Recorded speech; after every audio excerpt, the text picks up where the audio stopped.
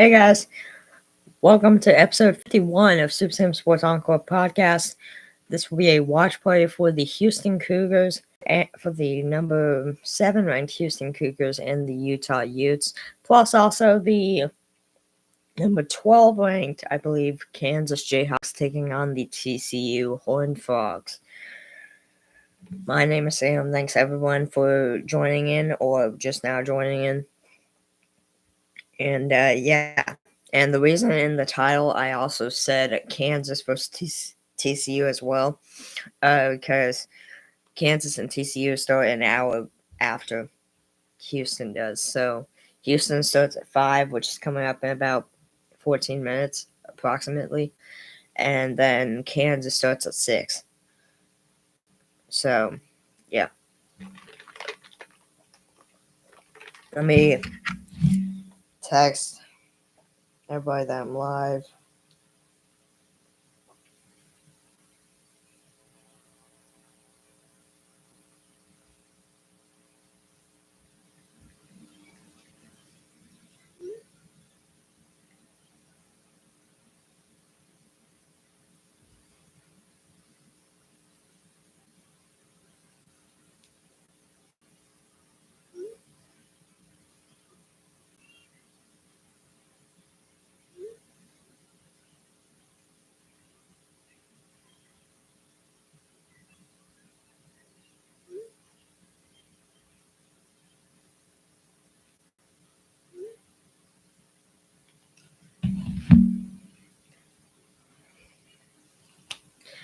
But yeah, real quickly here before number one, let me go shut my door.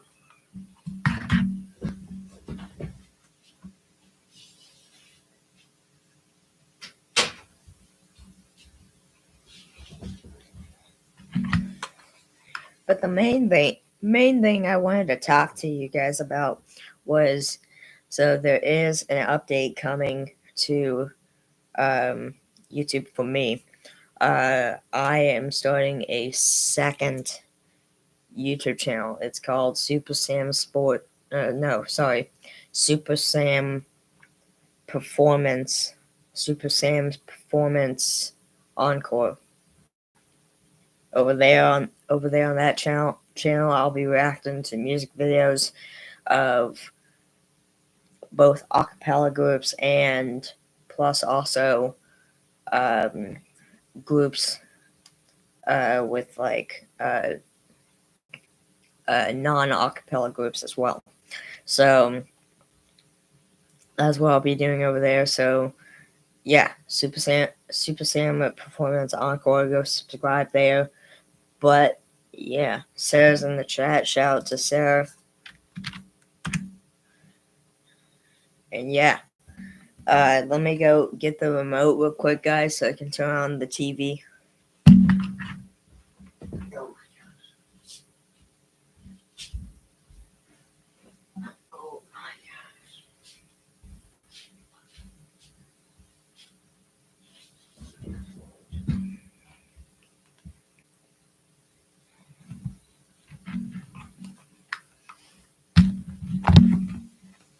My bad.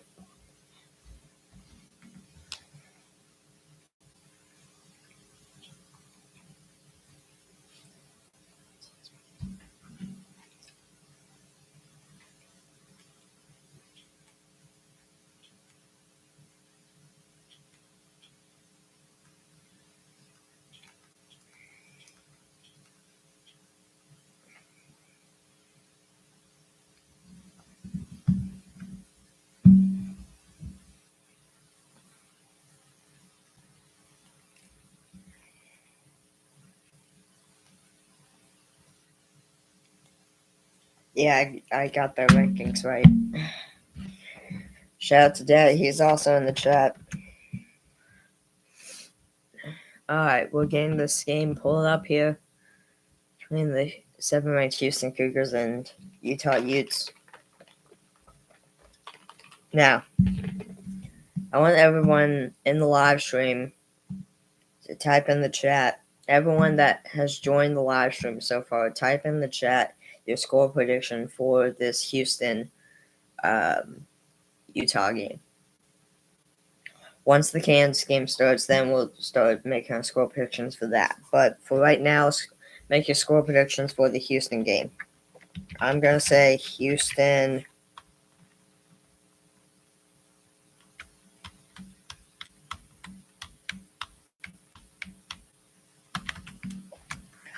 I'm going to say Houston by a score of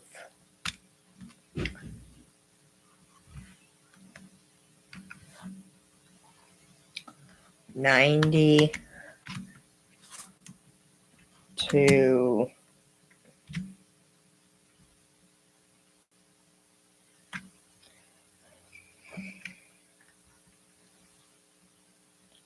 90 to 50.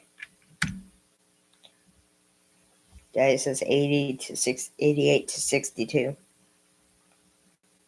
Okay.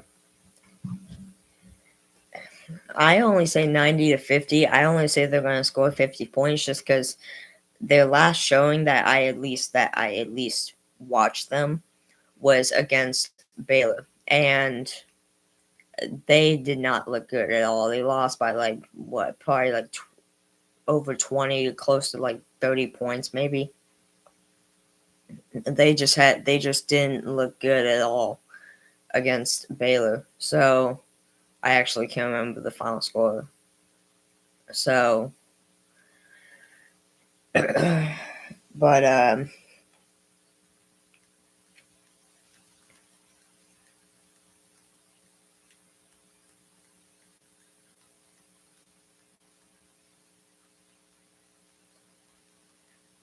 yeah, I would look for some more. I think I'm looking for some more offense and some more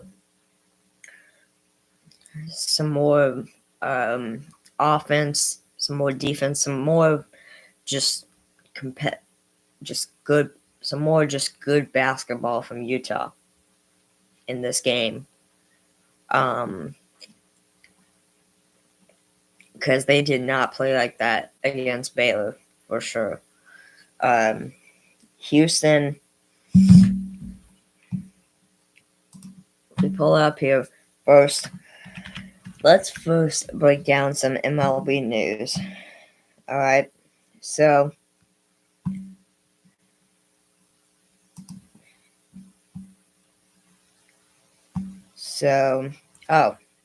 Billy Wagner,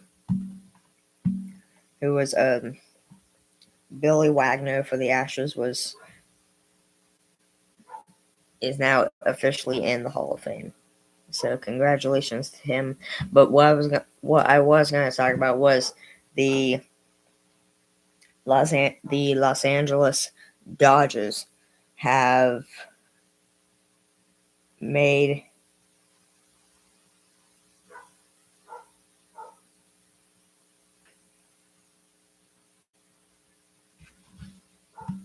let me see.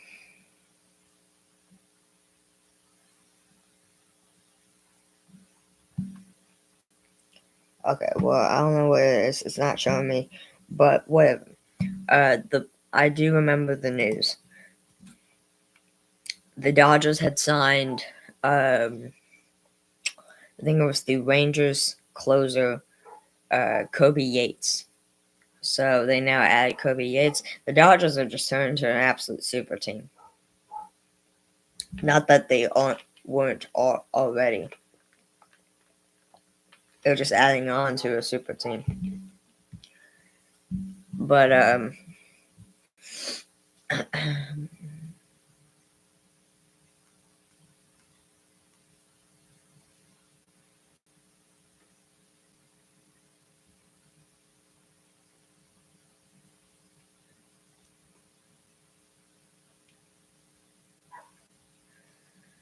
yeah.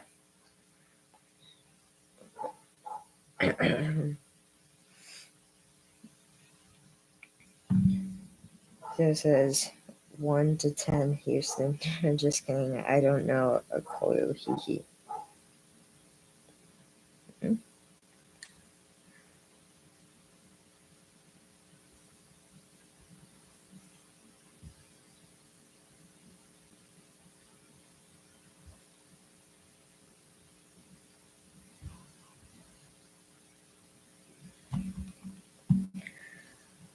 But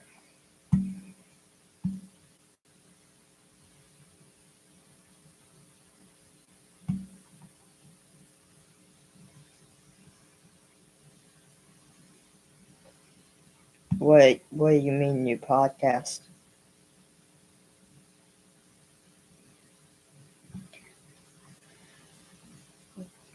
If you're talking about the new channel, Super Sam Performance Encore. Over there, I will do reactions to music videos and stuff of acapella groups, non-acapella groups, and stuff like that. So I don't know if that's what you're talking about exactly, but if that's what you're talking about, then yes. But what I was gonna talk about was going to ESPN Houston. Let's see, Houston. Houston is coming off a 69-68 win, just barely by 1 point over the UCF Knights. So I'm looking for a whole lot more offense out of Houston as well against this Utah Utes team. The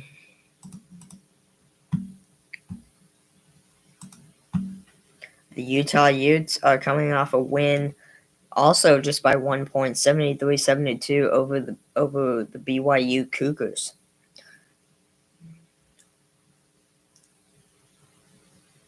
But yeah, they have a total of 4 losses. No, sorry, 5 losses. They have a total of 5 losses so far today. They lost. Their first loss was to Mississippi State, just barely, 78-73. Okay, I can handle that. Then they lost 72-63 to St. Mary's. I can also deal with that. St. Mary's is a pretty good ball club. But then it gets a whole lot. But then it kind of gets. They lost to Iowa 95-88. With that's just barely as well. But then it gets worse from there. They lost 81-56 to Baylor. To at the time 25 on Baylor. They lost to Texas Tech 93-65. And they lost to number 3 ranked Iowa State 82-59. So yeah, this Utah team has not, in fact, calculator.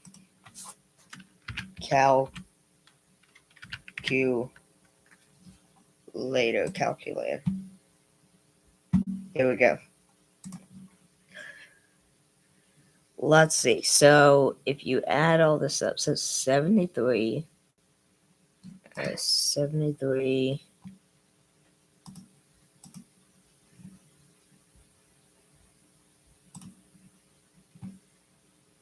63.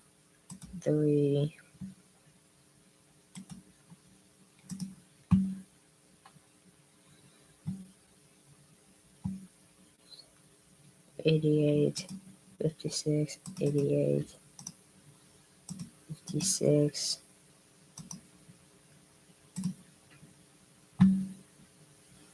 65, 59, 65, 59,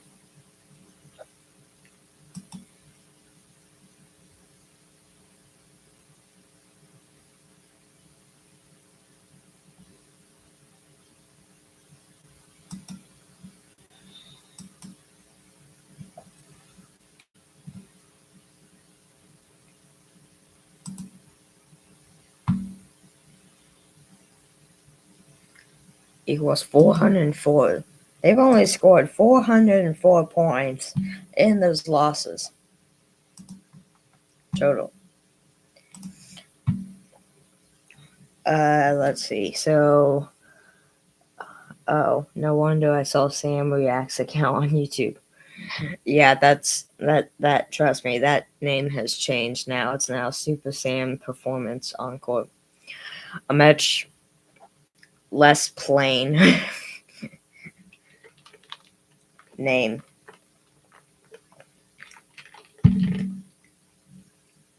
But anyways, it's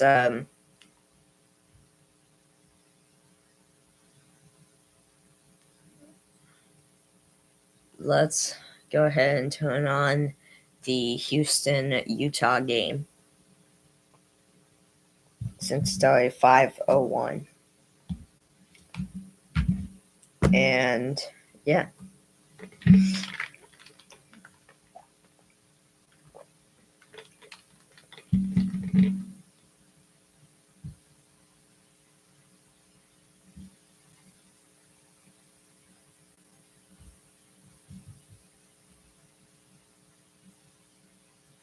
But yeah, I'm looking for more offense for both teams, from both Houston and Utah. Houston didn't show. They showed offense, but their defense. So I think their defense is actually the main thing. I need to see more defense from Houston in this game because their defense just barely got past that game with a win.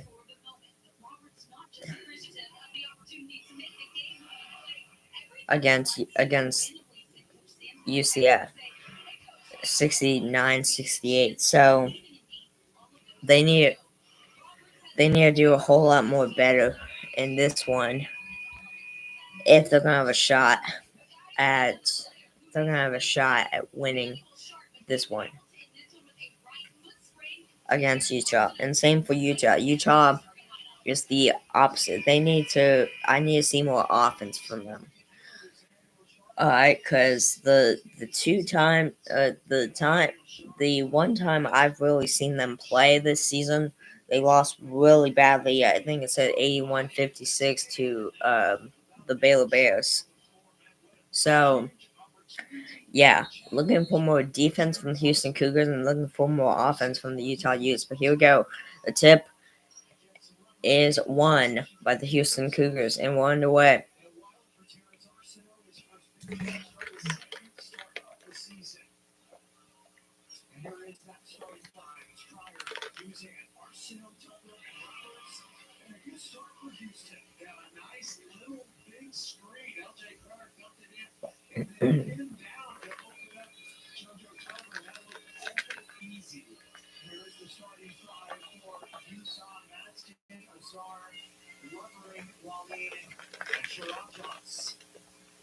Gabe Madsen is the guy. He's the one that makes them go. Averages 16 points per game, and he has put up an enormous number of three-straight field goal attempts. More than 50 more than anybody on his team or that plays for Houston. Got to press out on Gabe Madsen. Three-pointer is short. Top rebound for JoJo Tugler. Off the miss from Sherrod Jones. Utah coach Greg Smith told you earlier, you said, give me 2 keys. He goes, I give you 4, but I keep repeating them over and over again. Rebound and turnovers. Oh, I forgot to mention it's already 2-0 Houston. Sorry, guys. I am just never realizing. Alright, Juwan Roberts with a hook shot, and he misses. Utah defensive rebound. 18 minutes and 45 seconds remain here in the first half. Utah for 2, and that is blocked. Houston with the rebound, or with the steal.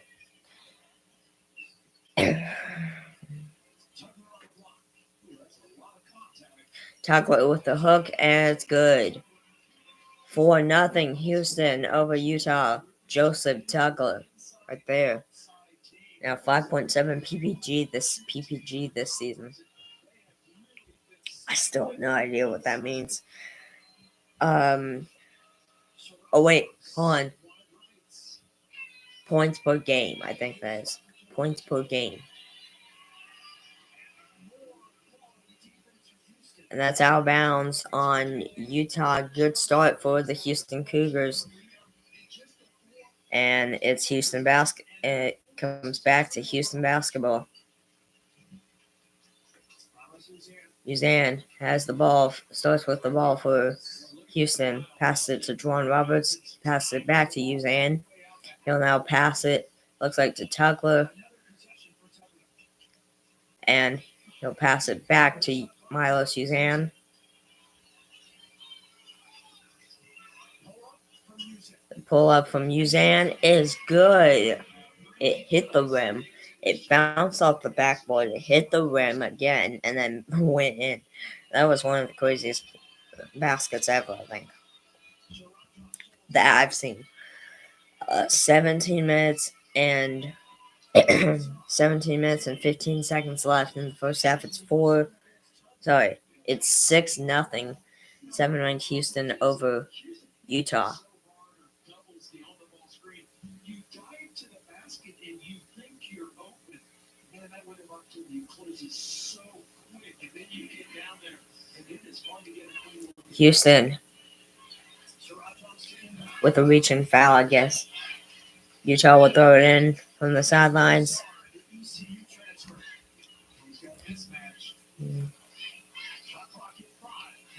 Shot clock at 5.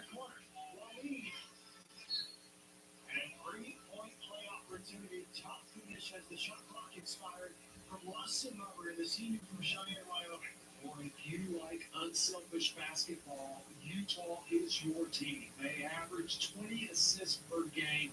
They do a terrific job of sharing the ball, but they take care of it well too. A very low turnover per game stat. 17 minutes left in the first half. Chance at 3-point play here for Utah. For the Utah Utes.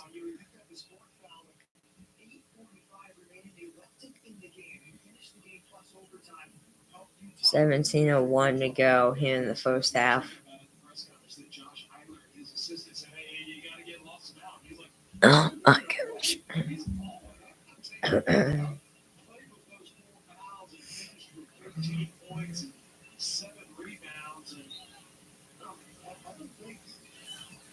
Mike is bleeding, but not sure what happened. Checked out for a moment. We'll get some treatment from the training staff. Entering for him is Hero Little, the Finnish guard who played at Finland before transferring to Utah. Yeah, Sean Thompson's got a developed coming from his ring finger on his right hand.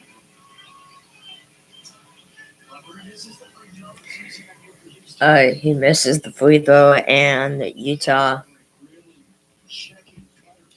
is unsuccessful at 3-point play there. 3-point play there. Houston has the basketball now. Good defense by Utah right there, and a 2-pointer right there. It's now 8-2 Houston. 8-2 Houston. All right, let me see.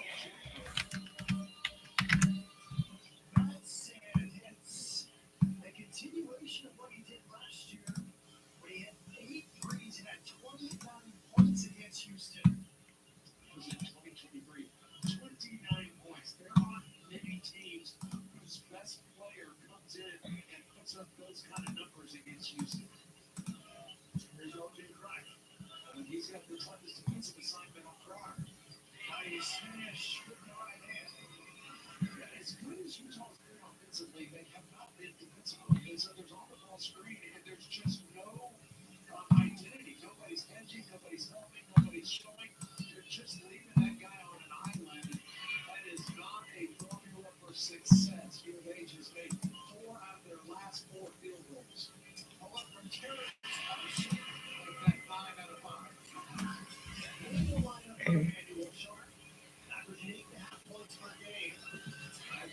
12-5 now, Houston over Utah.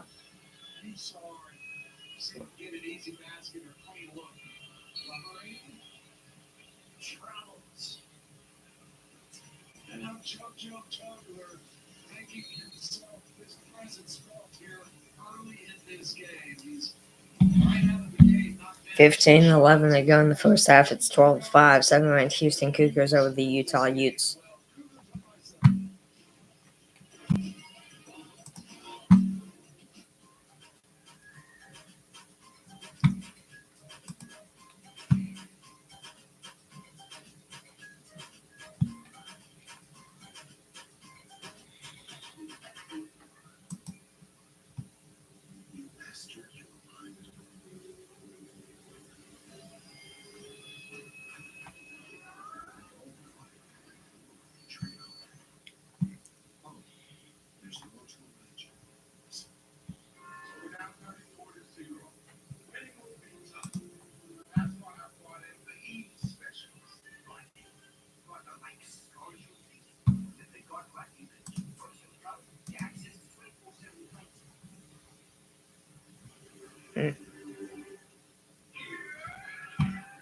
But let's see. So the people that were inducted into the Hall of Fame this year, at least I believe this is this year. Yeah, I think so. Are Ichiro Suzuki, CC Sabathia, and Billy Wagner. Also, by the way, I just now saw this news. The Guardians are bringing on reliever Paul Sewald to add experience to the bullpen. This is per Mandy Bell of MLB.com. The Guardians have prioritized adding to their rotation all winter long. Now they are adding some experience to their bullpen.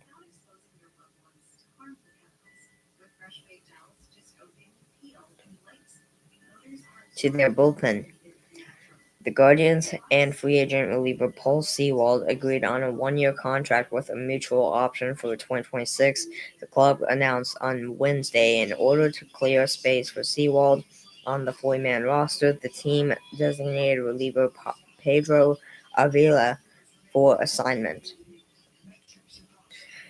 The deal is expected to be worth $7 million guaranteed for 2025, $1 million buyout with a $10 million option for 2026.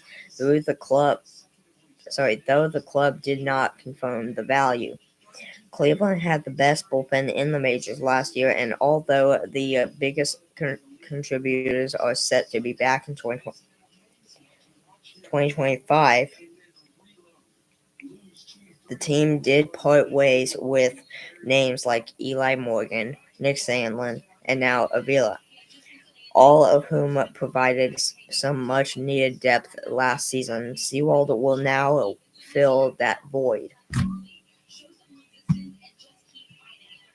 From 2021 through 2023, Sewald was a steady bullpen presence, keeping his ERA under 3.15 each year while recording double-digit save seasons. His 24 season wasn't quite as consistent, with his ERA creeping to 4.31 and his strikeout numbers dropping. But he had to work around neck and oblique injuries, and it resulted in 2 stints on the injured list. From the start of 2021, Sewald owns the 7th lowest batting average against among all MLB relievers at .187. Emmanuel Clase sits just behind him in eighth, .191.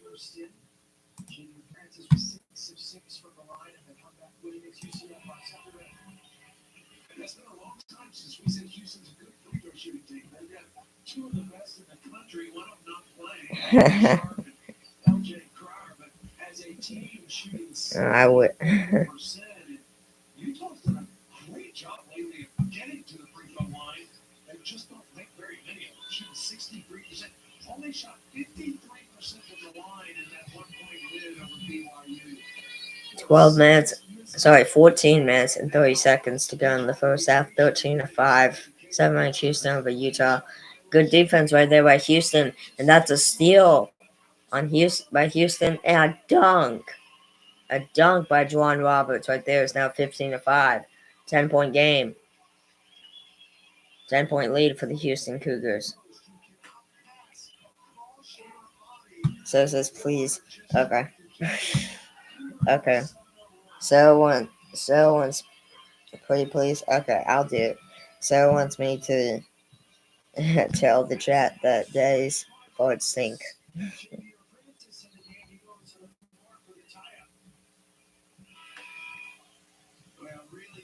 Days forward stink.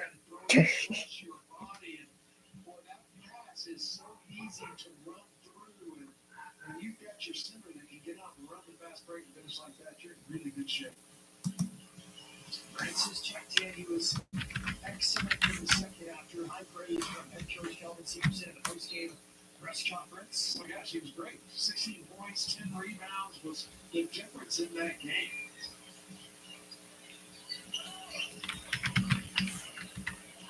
Houston crowds the free throw line. Houston trying hard to get LJ Pryor's shot. Utah playing really good defense on him. Pryor kicks his shot and he hits. Cryo makes the 3-pointer right there. It's now 8. And Houston now leads Utah by 13. It's now 18-5.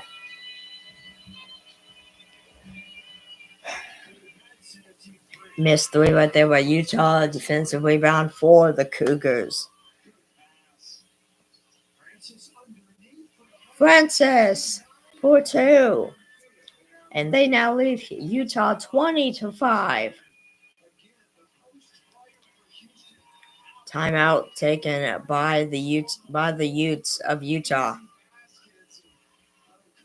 And this is what I was talking. I did not think you were going to do it. Oh well. And this is what I was meaning by Utah. I didn't see good offense. I didn't see a good offensive performance from them in the Baylor game. They haven't done a good offensive performance in the games afterwards against Texas Tech or Iowa State. So they got absolutely humiliated by Iowa State when they took on Iowa State.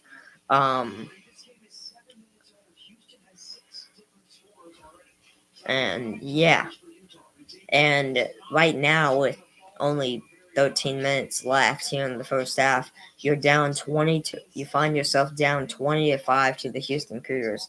Not saying the Cougars are a bad team. No, they are a wonderful team.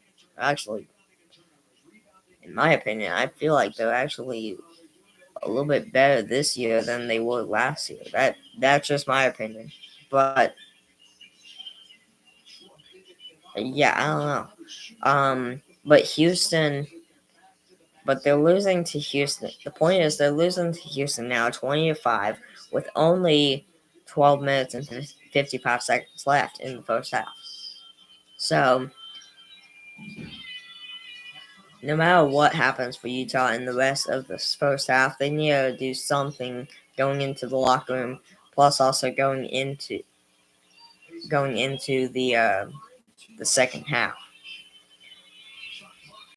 Shot clock violation. What was the communication there? What was the communication there?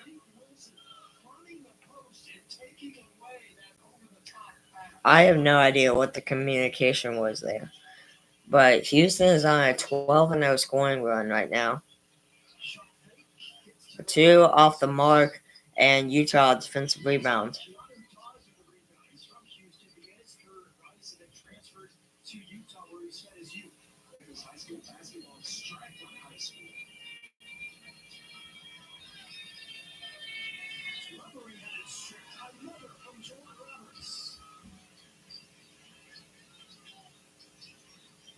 Utah, you got to finish strong. You think you have a clean look at the basket, and I'm just telling you, so you got to finish quick. Hold on, guys.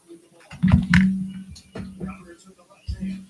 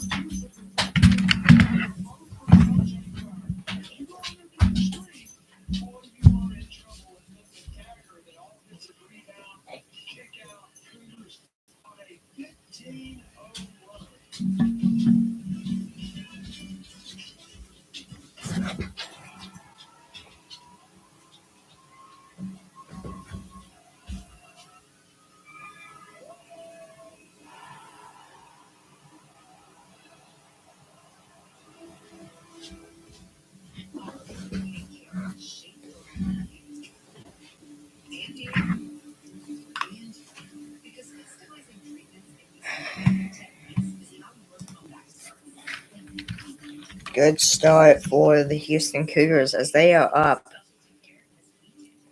currently right now up 23-5 with 11 minutes and 17 seconds left in the first half.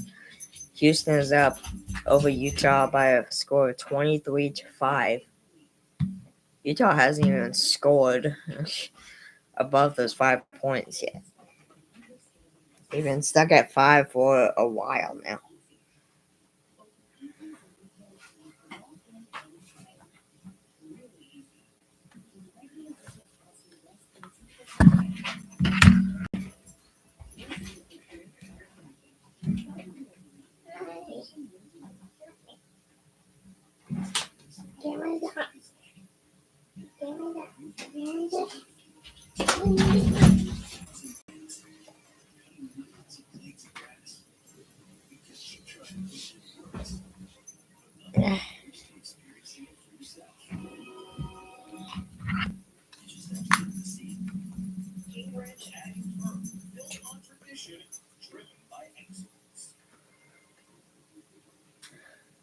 Alright, but what I was going to do was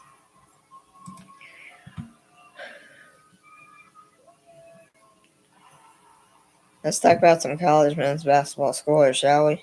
So of course we know the Houston game's going on right now. At 6 p.m. on the SEC Network, the 5-ranked Florida Gators take on the South Carolina Gamecocks.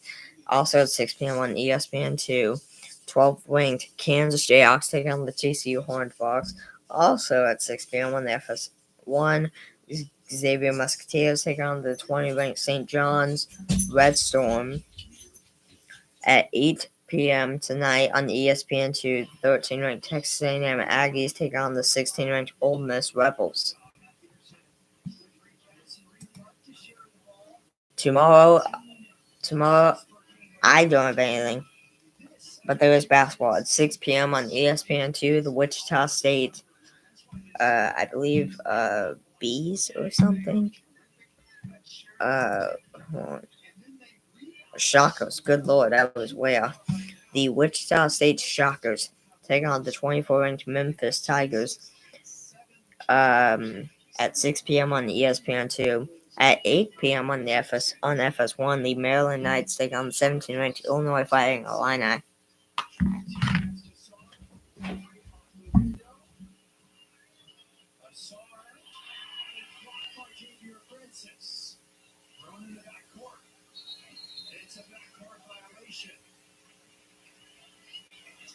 You think you're open, and you are not. Xavier Francis with a beautiful block straight up in the air. And I'm sure that's all. Sorry, guys.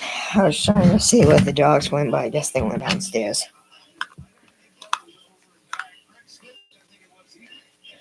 Alright, so that's that. And then Friday, the only thing I have is that hockey game. But at 6 p.m. on the FS1, the 10th-ranked Marquette Golden Eagles take on the Villanova Wildcats. And at 7 p.m. on Fox, the 21th-ranked Michigan Wolverines take on the 11th-ranked Purdue Boilermakers.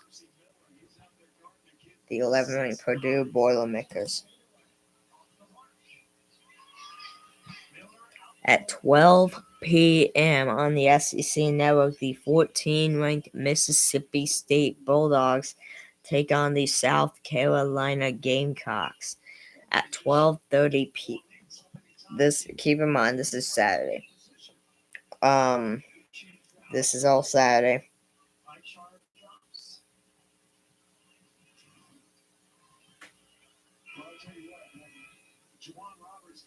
At 12 p.m. on the SEC Network, the 14th-ranked Mississippi State Bulldogs take on the South Carolina Gamecocks.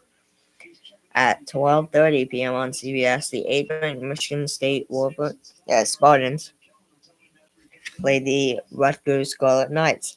1 p.m. on ESPN Plus, the 3-ranked Iowa State Cyclones play the Arizona State Sun Devils. 1:30 p.m. on ESPN, the 9-ranked Kentucky Wildcats play the Vanderbilt Commodores. 1:30 p.m. ESPN2, 13-ranked Texas A&M Aggies take on the Texas Longhorns. At 2:30 p.m. on the SEC Network, the Georgia Bulldogs take on the 5-ranked Florida Gators.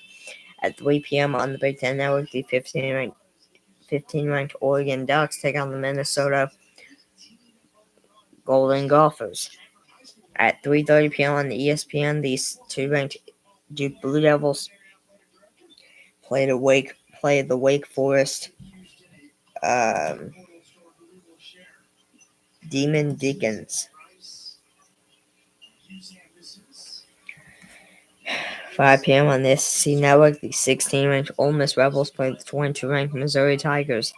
At 5 p.m. on the ESPN Plus and the CBS Sports Network, 23-ranked West Virginia Mountaineers take on the Kansas State Wildcats.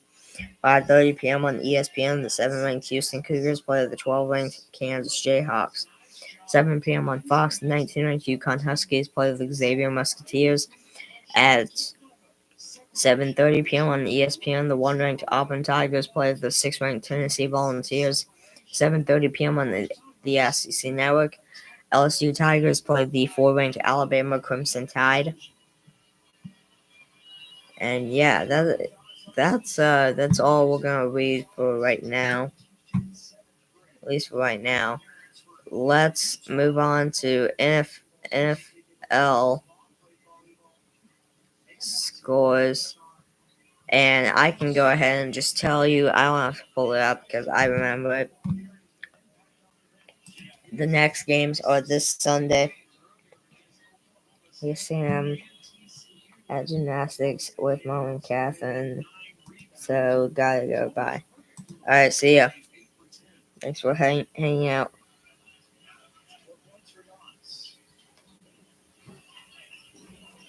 Alright. 8 minutes and 40 seconds remain here in the first half. 26-9, 7-ranked Houston over Utah.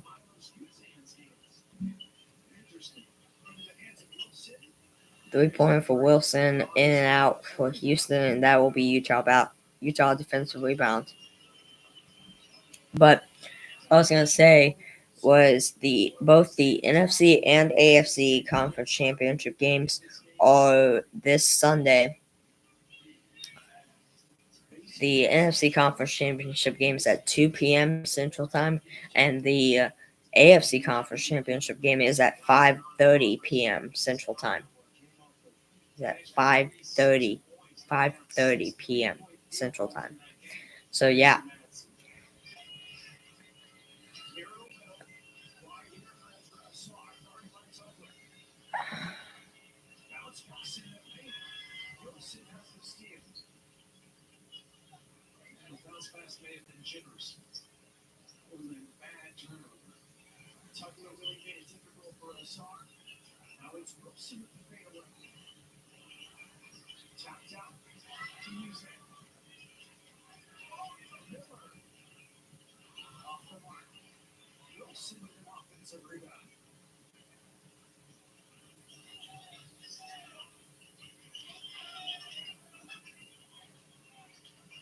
These are tough matchups out on the perimeter for Utah.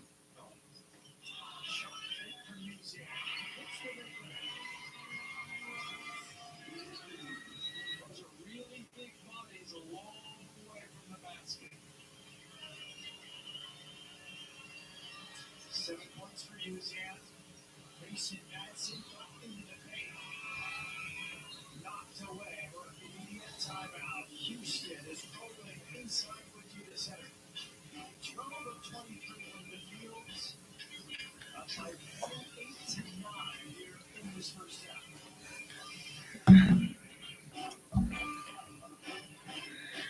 But yeah. But my upcoming schedule is, so I got these two games. I got Houston and Utah plus Kansas and TCU tonight. And then tomorrow I have zero. I have nothing. So I will not be doing a podcast episode tomorrow, but what I will be doing tomorrow at probably like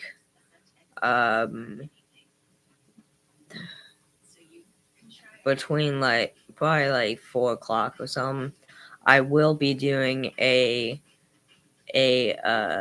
reaction. I will be doing a music video reaction. So um that will be a lot of fun for sure. I am not gonna say what I am reacting to. I'm gonna keep that silent. I'm gonna announce tomorrow what I'm reacting to for my first video. But yeah, so but that's what I have tomorrow. And then Friday night at 6 p.m. I think 6 p.m. or 6 or 6:30 p.m. I got a hockey game. First hockey game. I don't normally do this, but I got the Dallas Stars taking on the Vegas Golden Knights tomorrow night. Sorry, not tomorrow night. Friday night. Um, Nini wants me to check out hockey, so I'm gonna check out hockey, see if I like it, and see if I want to see if that's something I want to bring to the channel or not. So it's a sport, so it would definitely be doable. But yeah, I don't know. We'll see. We'll see how I like it on Friday night. But on Saturday night, um, on Saturday night, um,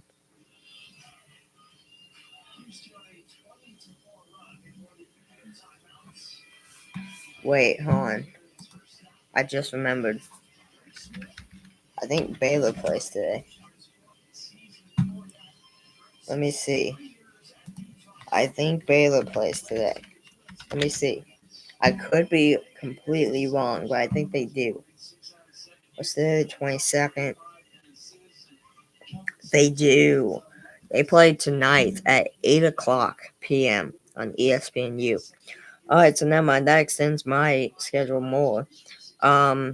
So I also got the Baylor game tonight as well.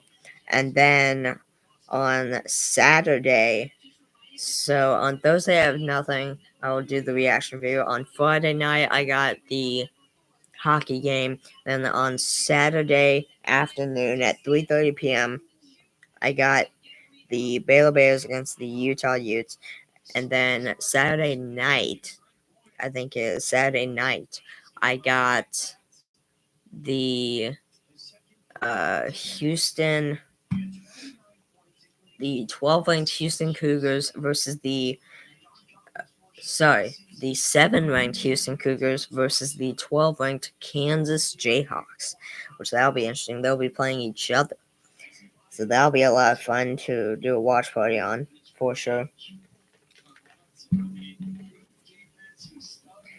And yeah, so that's my upcoming schedule. And then, of course, to begin next week, of course, on Sunday, this Sunday, we got the NFC and the AFC Conference Championship games at 2 p.m. Central Time. We got the NFC Conference Championship game between the 2-seed Philadelphia Eagles and their division rivals, the 6-seed Washington Commanders. And then at 5:30 p.m., the AFC Conference Championship game between the 1-seed Kansas City Chiefs and the 2-seed Buffalo Bills, a rematch between Josh Allen's Bills and Patrick Mahomes' Chiefs. So that will be a ton of fun as well to live stream, do a watch party on. Same with Eagles and Commanders, but I'm mostly excited and looking forward to the Kansas-Houston game, the Kansas game against Houston, and also on Saturday night, and also on Sunday night between the Bills and Chiefs in the AFC Conference Championship game. Those are two really fun games. I'm excited to do a watch party on. They're gonna be really tough, really close games as well. 5 minutes and 18 seconds to go in the first half. It is 30-15 the 7-ranked Houston Cougars over the Utah Utes. Utes.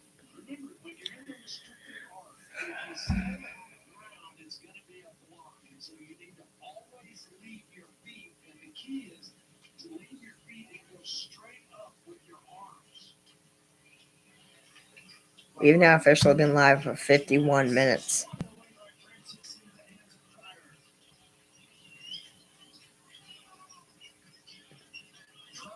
In the hands of Cryer as he gets the steal and drains the three. It's now 50. It's now 33-15. 5 minutes to go in the first half. LJ Cryer now 11 points today, 3 for 3 at 3-point lane. 3-pointer for Utah, misses offensive rebound.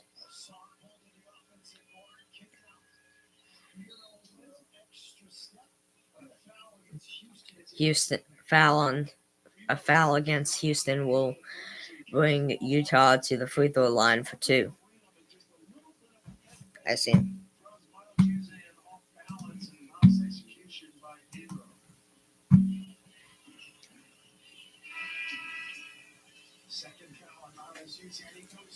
And a little update in the schedule for the new chant for Super Sam Performance Encore. It's not gonna be the same schedule for as it is for the main channel, Super Sam Sports Encore. It's not gonna be the same schedule, trust me. Super Sam Performance Encore is I'm only gonna be doing reaction videos on the days that I don't have watch parties because it feels like I basically almost have a watch party almost like every single day. So, or I at least have to. It feels like I at least have to do a watch party for something, like every day or so. Is what it feels like. So, yeah, I just figured the days that I don't have watch parties, I won't do a regular 30-minute podcast episode, but I will do a music video reaction for a music like little short like music video reaction live stream thing for my for the Super Sam Performance Encore channel, YouTube channel. So yeah.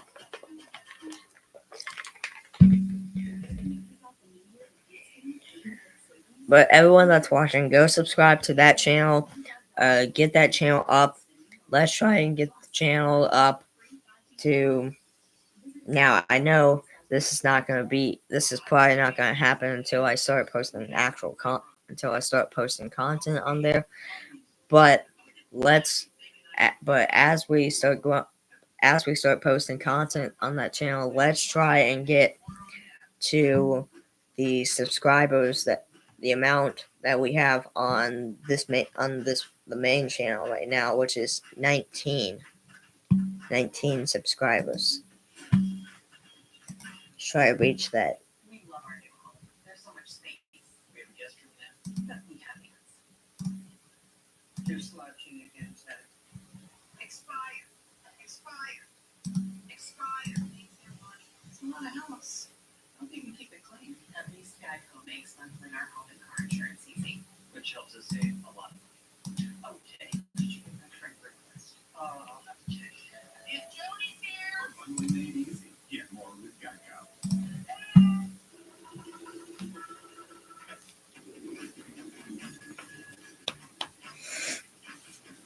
Oh yeah, you guys like my shirt?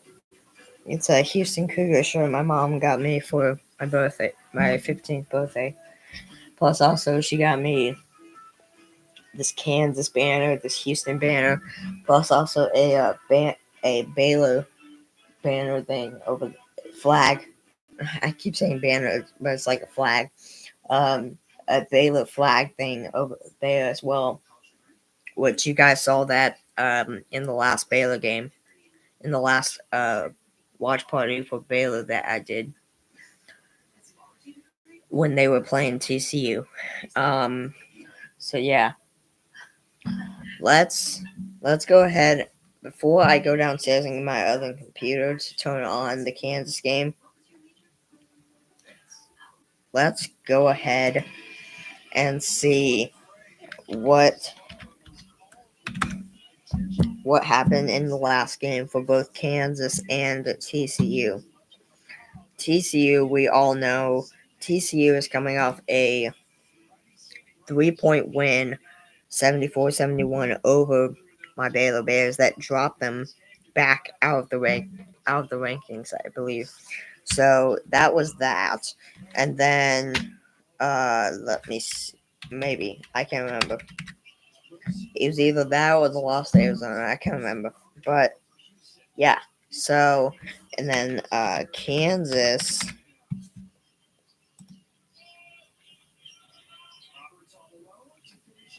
is coming off a 84-74 win over the Kansas State Wildcats. So, yeah. So the next 5 games are against TCU. Are against TCU in Fort Worth, Texas. Against TCU in Fort Worth, Texas at Skullmare Arena. 7-ranked Houston. 7-ranked Houston in Lawrence, Kansas at the Allen Fieldhouse against the UCF Knights in the Allen Fieldhouse in Lawrence, Kansas. At Baylor in Waco, Texas at the Foster Pavilion, and then against 3-ranked Iowa State here in Lawrence, Kansas at the Allen Fieldhouse. For the TCU Horned Frogs,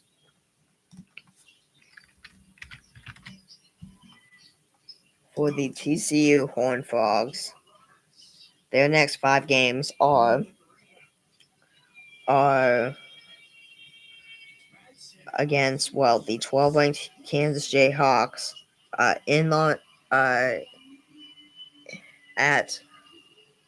Skullmare Arena in Fort Worth, Texas, against UCF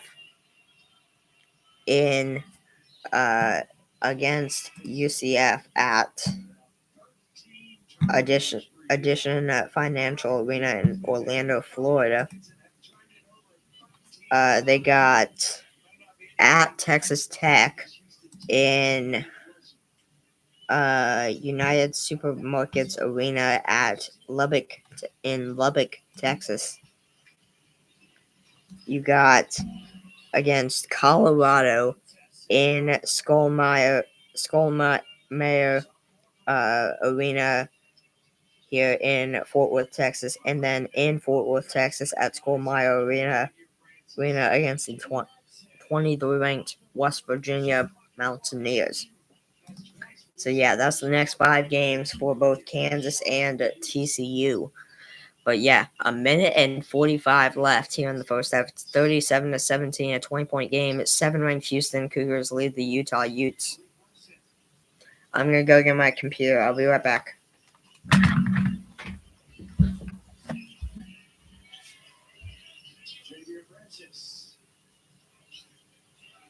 Excellent post move before using the window.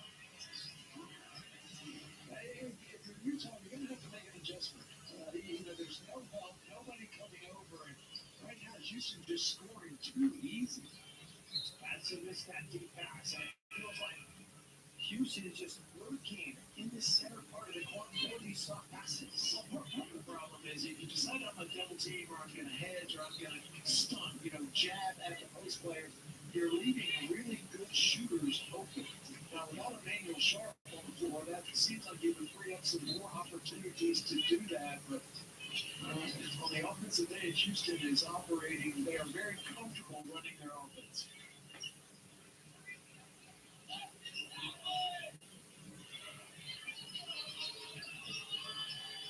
Zero Little. Great recovery by Juwan Roberts. Offensive foul is called on Austin Hubbard as he set the screen for Dave Madsen.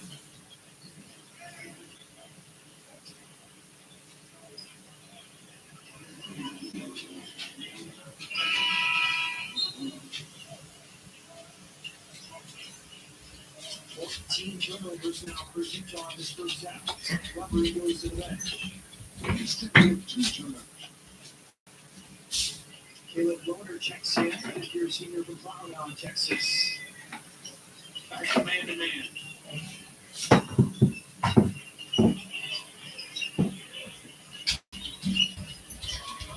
That's it. Double move and finish. That may be as good of a drop step and up fake that I have seen from Xavier Francis in, 2 years? Well, his confidence is absolutely exploded in the last 2 games. Taylor Little. He has a travel. Kick out to Wallin. Short from deep. Final possession for Houston. Kelvin Sampson calls time with his team leading 41-17. You can talk about Houston's defense. You can emphasize it. You can come up with a game plan. The problem is you just can't simulate it. You don't appreciate how overwhelming it can be until the clock's I'm back. and the ball goes up, and then suddenly it's like, holy crap. Texas, and when you see how teams the ball, they look like a lot of you know, they're out in the wild, so it's just this ferocious attack. And now the offense right there, I mean, how that turns out.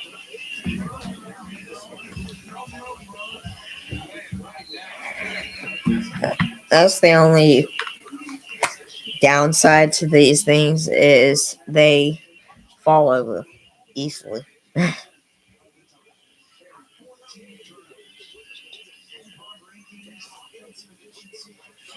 But yeah, we've now been live for an hour and 3 minutes now. 12.5 to go in the first half. It's 41-17. 7 ranked Houston over Utah. I need to see better offense from Utah in the second half. Their head coach needs to have a pep talk with them going into that second half. Because man, oh man, do they need help. Seriously. Because I mean, yes, I do agree. Yes, they are going up a really good Houston Cougars basketball team, but still, if you're scoring only 17 points in a half, then clearly that means something's wrong. That clearly means you can tell that clearly means something's wrong with how you're playing basketball, with how you just flat out how you're playing.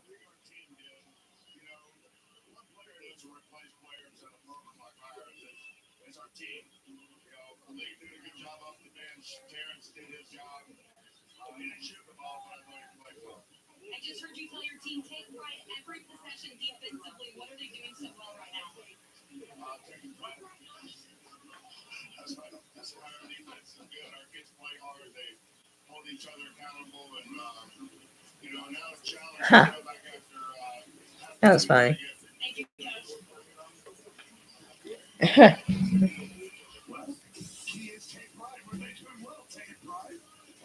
Kelvin, the lady reporter got Kelvin Sampson to smile or laugh. That I hardly see him do that. That's hard to do.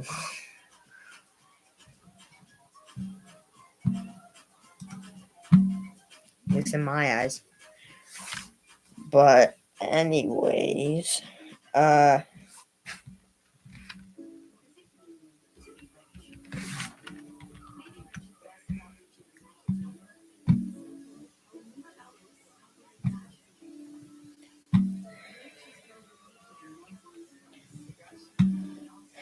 so since we do talk about basketball here on this channel, I do know NBA is typically not the type of basketball that we usually talk about here. It's normally college, not professional basketball, but in the end, it's still basketball that we talk about on this channel. So, here are the upcoming games for the National Basketball Association, or in this case, for the NBA.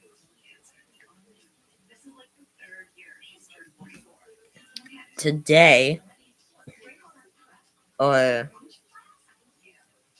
I should say tonight, at 6:30 p.m.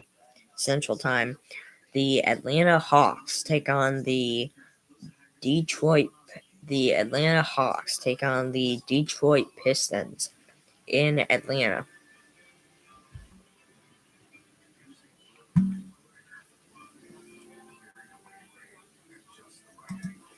At least I would say. Yeah, in Atlanta, Georgia, at State Farm Arena. The Also at 6:30 p.m. Central Time, the Brooklyn the Brooklyn Nets take on the Phoenix Suns at Barclays Center in Brooklyn, New York. The Dallas Mavericks take on the Minnesota Timberwolves at 6:30 p.m. Central Time on ESPN. In Dallas, in Dallas, Texas, at American Airlines Center. The Houston Cougars, oh my gosh, the Houston Rockets will be taking on the Cleveland Blazers. Arguably right now the best team in the NBA right now, with a 36-6 record. Rockets are 28-14. At 7 p.m. Central Time. At 7 p.m. Central Time, we got the Memphis Grizzlies against the Charlotte Hornets at FedEx Forum in Memphis, Tennessee. By the way, the Houston Cleveland game is in Houston, Texas, at the Toyota Center. This game, but yeah. Anyways, at 7 p.m. Central Time, we got the Oklahoma City Thunders taking on the Utah Jazz. You like jazz? Never mind. Never mind. Never mind. It's in Oklahoma City, Oklahoma, at Paycom Center, at the Paycom Center. At 9 p.m. Central Time, the Sacramento Kings take on the Golden State Warriors. You can tell I don't watch or listen or do anything as far as NBA category, just because you can already tell I'm starting to forget the names of some of these teams. I'm blinking on some of these names. The Sacramento Kings against the Golden State Warriors in Sacramento, California, at the Golden One Center. At 9:30 p.m. Central Time, the Los Angeles Clippers, or in this case, the LA Clippers, take on the Boston Celtics at 9:30 p.m. Central Time. In Inglewood, California, at Intuit Dome. At the Intuit Dome.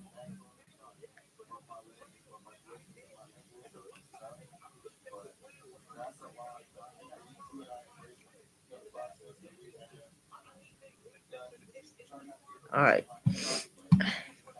But there was one game that was postponed, at least from what I know. There was one game postponed for today, and that was the Milwaukee Bucks and the New Orleans Pelicans. It was going to be played in New Orleans, Los Angeles, at the Smoothie King Center. But I would assume it was postponed because of all the wildfires and stuff that is going on right now in LA. So yeah, they postponed it. They were saying it.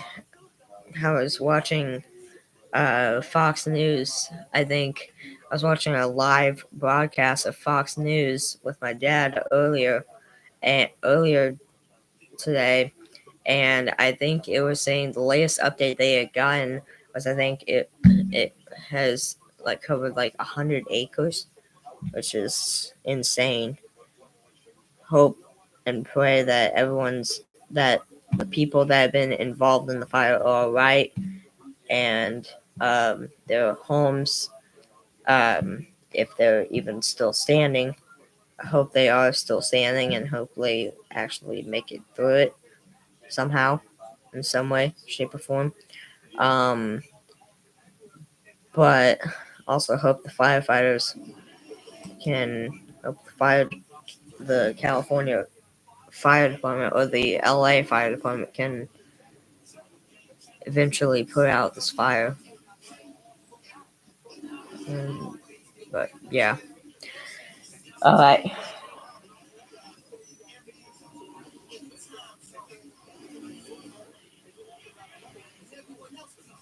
All right, here we go. Coming up in about 2 minutes, approximately, is the 12 ranked 12 ranked Kansas Jayhawks and the TCU Horned Frogs.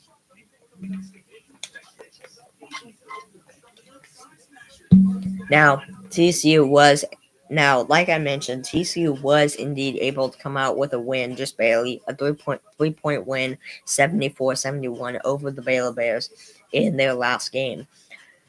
If they're able to pull off a win and an upset here over the Kansas Jayhawks as well, then might as well call TCU. Might as well go ahead and call TCU one of the better teams in the Big 12. Now no, they're pretty much already called or known one of the better teams in the Big 12, at least so far this year. They are definitely one of the better teams in the Big 12. But if they're able to upset Kansas after they already were able to beat Baylor, when Baylor was projected to win that by a large margin, I think, and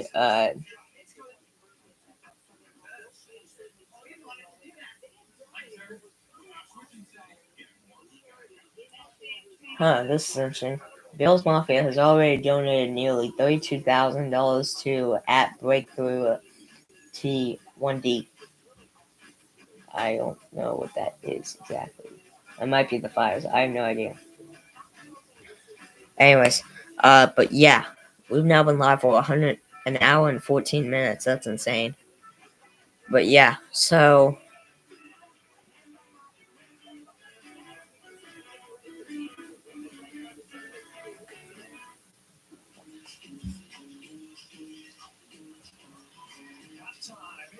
here we go. Here we go. The 7 ranked Kansas Jayhawks the 12 ranked Kansas Jayhawks and the TCU Horned Frogs. Here in Fort Worth, Texas at Skullmare Arena.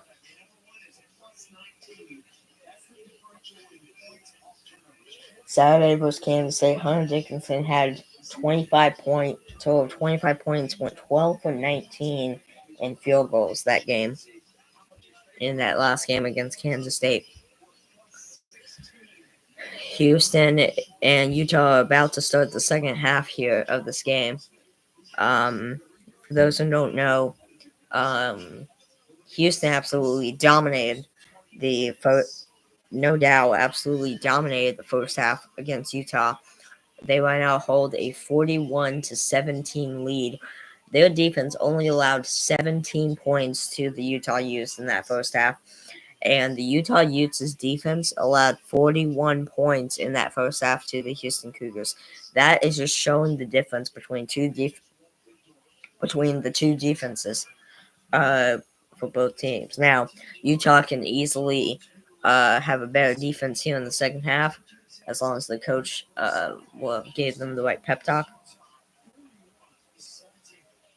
and they actually want to play basketball here.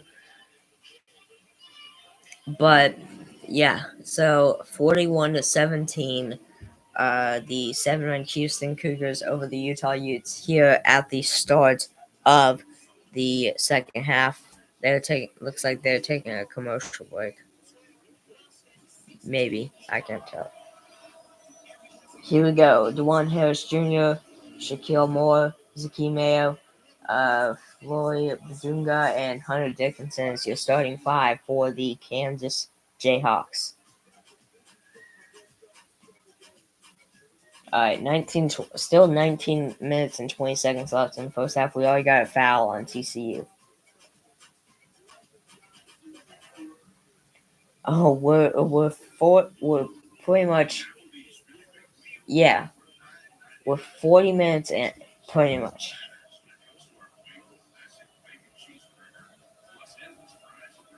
And Kansas is already shooting free throws. They just made the first. It's now 1-0. So Kansas breaks out with the lead to start this game over the Horned Frogs. At the free throw line for Kansas looks like that was Flory Badunga.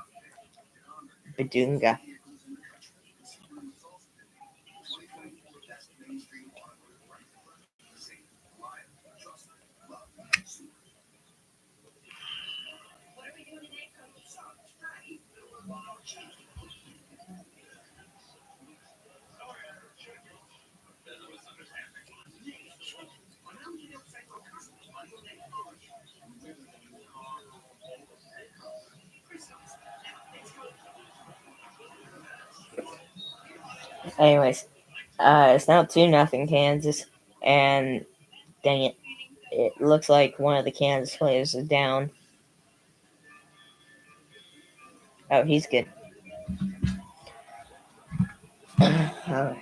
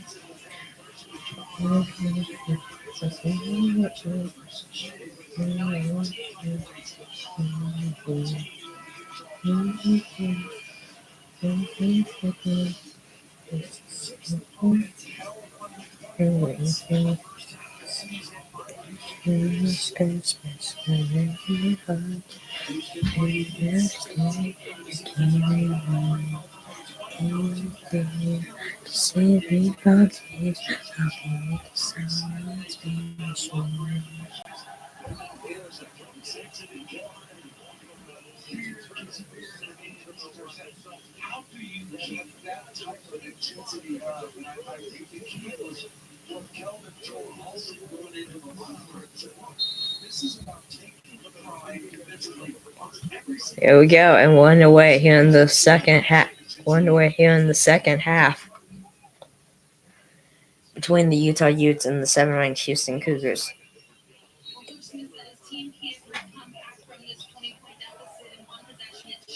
And that might be a reach foul in Houston. I can't tell. But it looks like Utah will throw it in from the sidelines. Yep, they will. Hi, Panda.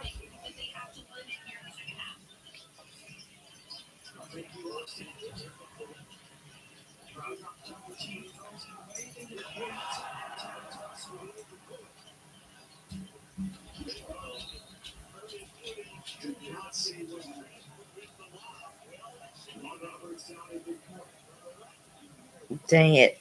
Juwan Roberts is down.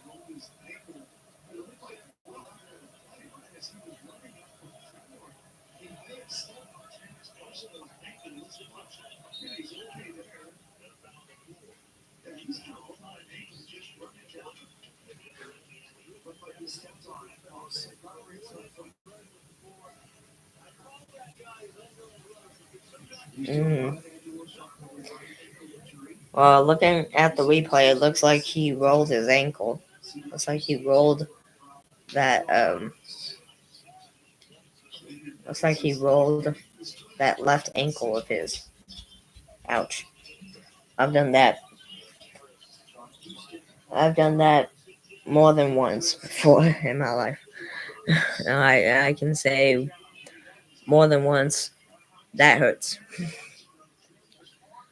9 minutes to go. 9 minutes and about 5 seconds to go. Yeah, 19 minutes and 5 seconds. I say 9 minutes, sorry. 19 minutes left in the game. It's 43-17. Houston over Utah. A missed three right there. Houston defensively by Utah. Defensive rebound for the Cougars of Houston. For two is off the mark. Utah defensive rebound. 16 minutes and 20 seconds left here in the first half. It is 5-4. TCU over 12-ranked Kansas.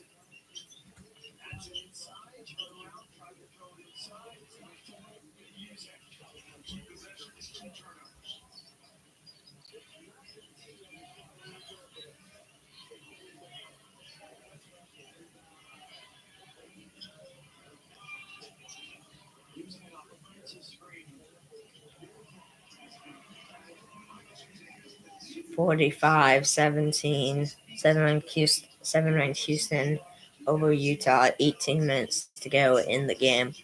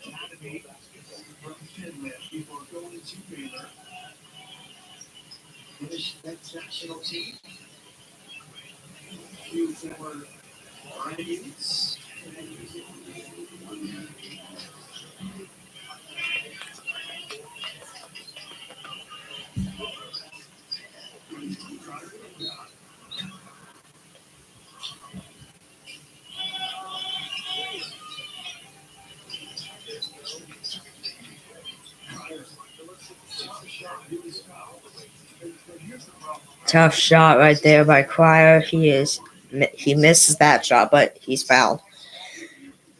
So he'll shoot two at the line.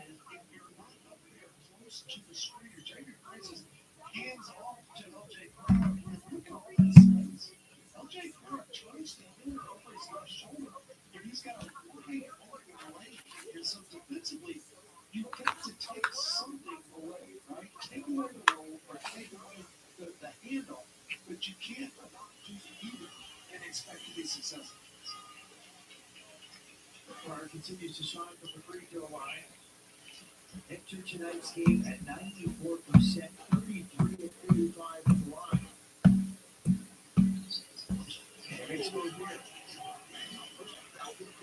17 minutes and 10 seconds remain in the game. It's 47-17. Utah hasn't even scored yet in the second half.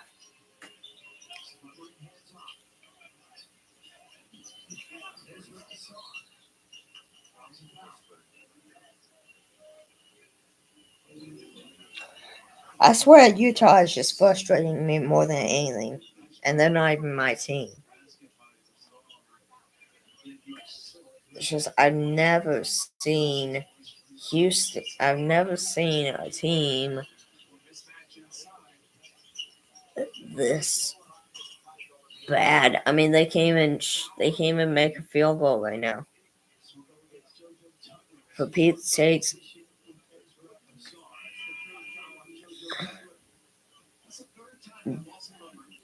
Baylor can play bad and they are still better. Who's winning the Kansas game? Kansas. Well, I think. Hold on, let me see.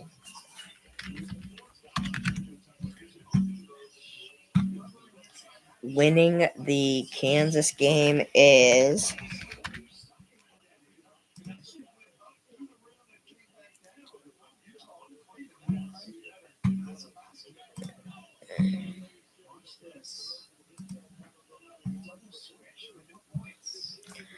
right now with 16 minutes and 45 seconds to go in the first half. It's 5-4 the TCU Horned Frogs over the 12-ranked Kansas Jayhawks. So there you go. Still with like over 16 minutes left in the first half. So they got time.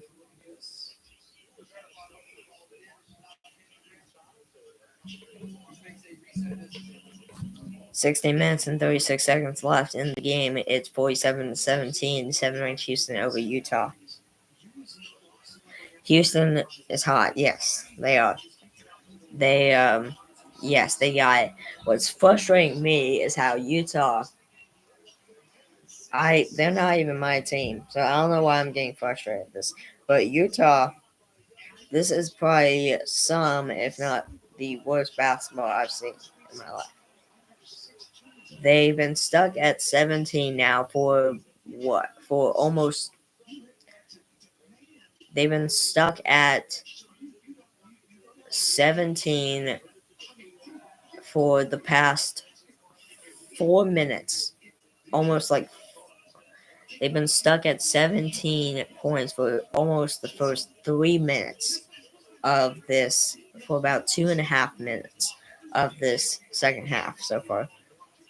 And that's plus also including the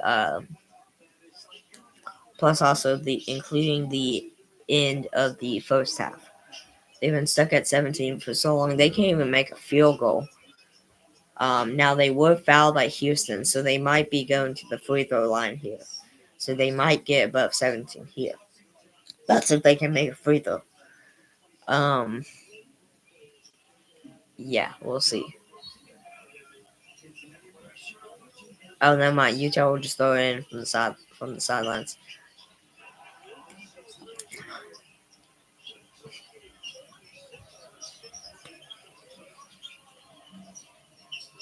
I swear, Utah misses this. Houston's playing great defense, by the way. I just want to give props to that. Houston is playing tremendous defense right now. They can't even make a shot. Good lord.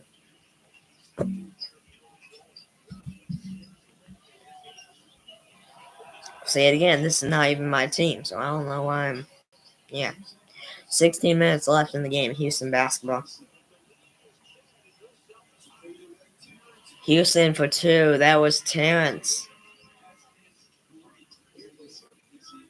Terrence Usanooks.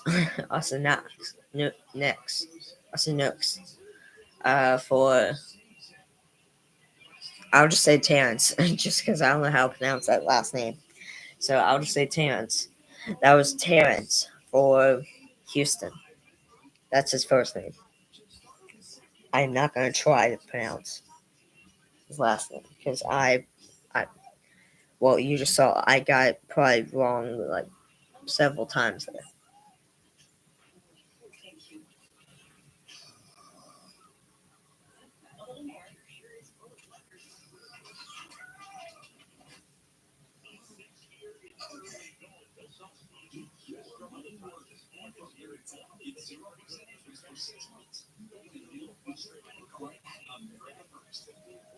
Holy flip.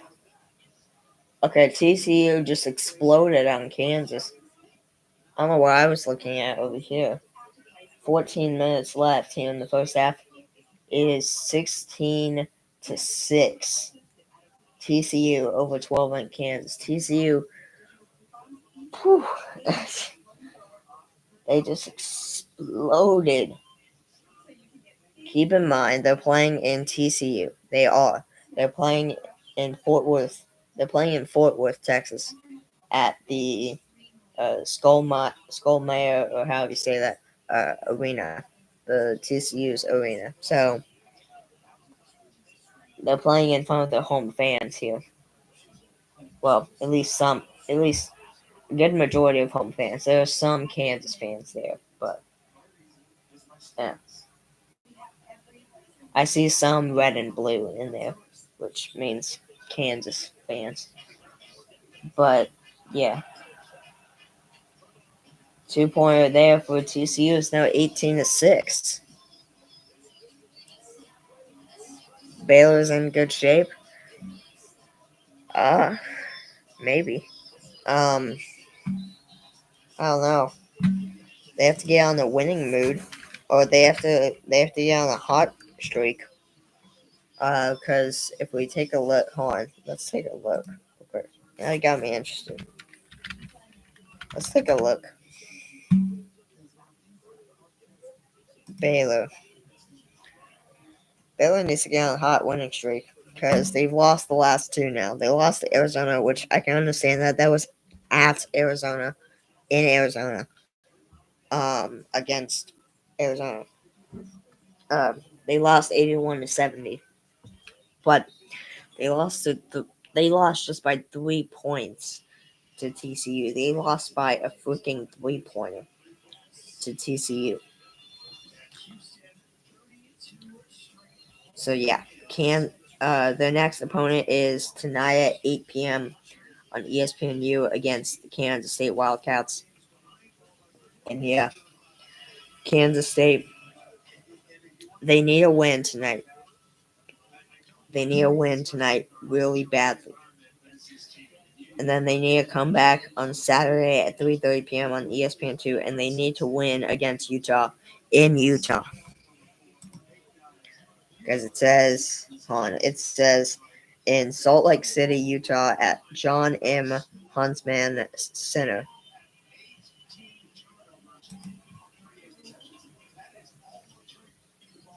They also need a win against BYU, Kansas, and Texas Tech. So, Joe, you're not messing around with me with that. They need those, but you're not messing. It's now 18-8. Not really. Okay, whatever. 15 minutes left in the game. It is 51-17. 7-9 Houston over Utah. Utah can't even shoot. Utah can't even shoot the basketball to save their life.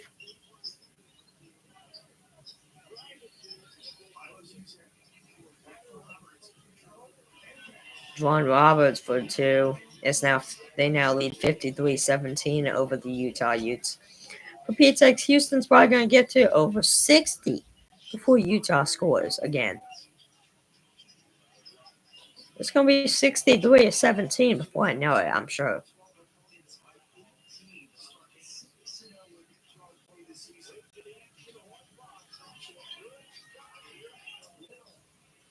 Utah for 3, off the mark. Out of bounds, last touch by Houston. It'll stay Utah basketball. Also, by the way, I figured this out when Utah played Baylor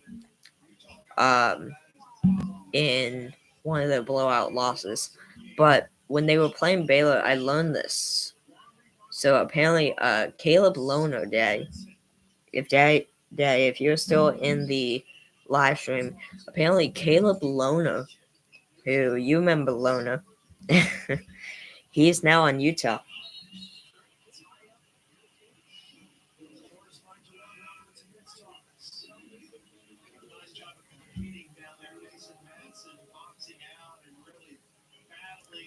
I will be watching the coach.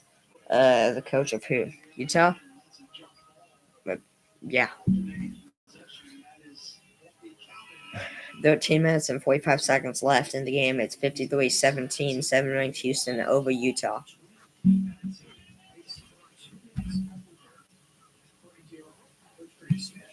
Oh, Astros. Sorry. Yeah, we'll be watching that for sure. Espada. I'm actually really interested.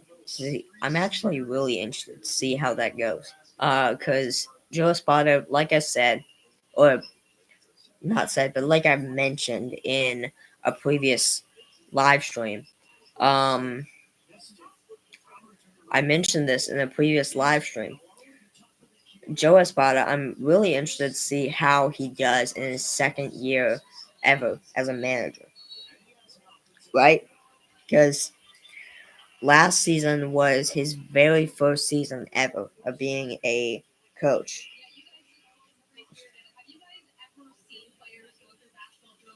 Don't listen, Joe. Joe. Oh yeah. Um. But yeah. So, anyways, it'll just be interesting. Who's on Utah now? Caleb Lona. You remember Lona from Baylor? The white kid who would always miss shots like every single time.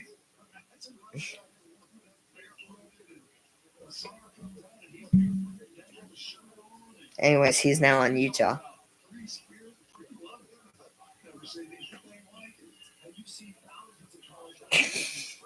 So it means to her dad. Oh, well. Uh, I wish you good luck. Unfortunately, I can't fix that. I can only commentate and I can only. Yeah. 12 minutes, 35 seconds left. Utah finally hit a three, by the way. Congratulations. It's now 53-20.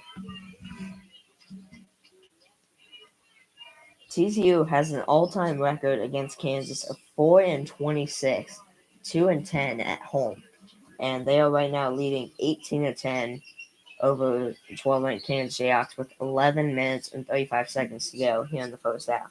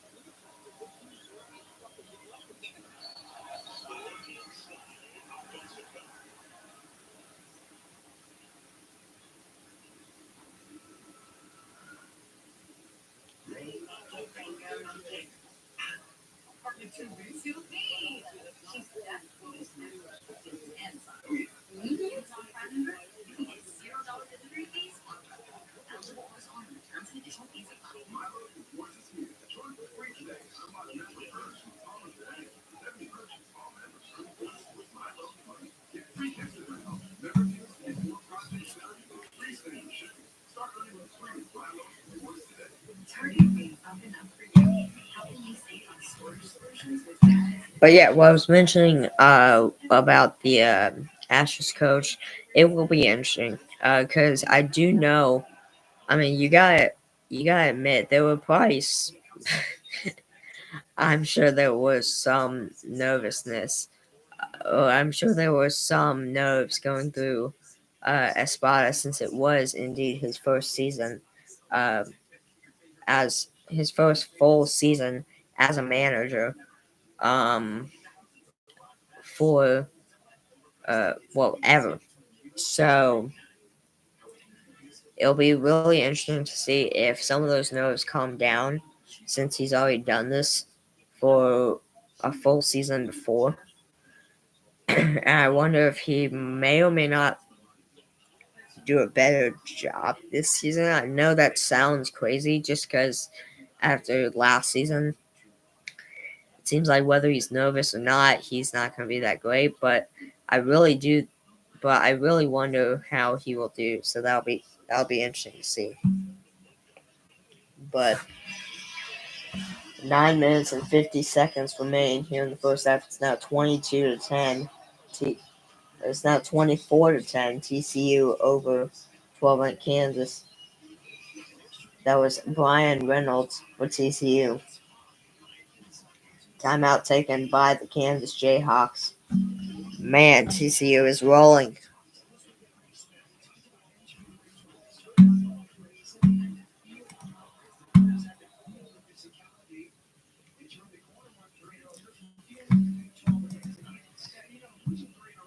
Here's an article by MSN. Ohio State's second title in the college football playoff era averages 22.1 million viewers, a 12% decline from last year. Wow. That's a lot to me. I'm surprised that's a decline. Anyways, it says Ohio, this was per MSN. This was a story by Joe Reedy of MSN. Ohio State's 34-23 victory over Notre Dame in Monday night's college football playoff national championship game was the most watched game of the season. However, it was a double-digit drop in viewers from last year. ESPN announced Wednesday that the Buckeyes' second national championship in the CFP era averaged 22.1 million viewers. It was the most watched non-NFL sporting event over the past year, but a 12% drop from the 25 million who tuned in for Michigan's 34-13 victory over Washington in 2024. It was the third lowest audience of the 11 CFP title games, with all three occurring in the past 5 years. The audience peaked at 26.1 million viewers during the second quarter, 8:30 to 8:45 p.m. Eastern Time, 7:30 to 7:45 p.m. Central Time, when the game was tied at 7-7. Since Alabama's 26-23 overtime victory over Georgia in 2018, the last 7 title games have had an average margin of victory of 25.4 points. Ohio State had a 31-7 lead midway through third quarter before Notre Dame rallied to get within one possession with 5 minutes remaining in the fourth quarter. Georgia's 65-7 rout over TCU in 2023 was the least viewed title game at 17.2 million, followed by Alabama's 52-24 win over Ohio State in 2021, 18.7 million. The first title game in 2015, the Buckeyes' 42-20 victory over Oregon, remains the most watched college football game by viewers in the CFP era, according to Nielsen, at 33.9 million. That is insane. That is absolutely insane. 10 minutes and 40 seconds remain in the game. It's 58-22. 7-ranked Houston over Utah. 7 minutes and 46 seconds to go in the first half. 26-20. 6-point game. TCU over 12-ranked Kansas. Kansas is coming back.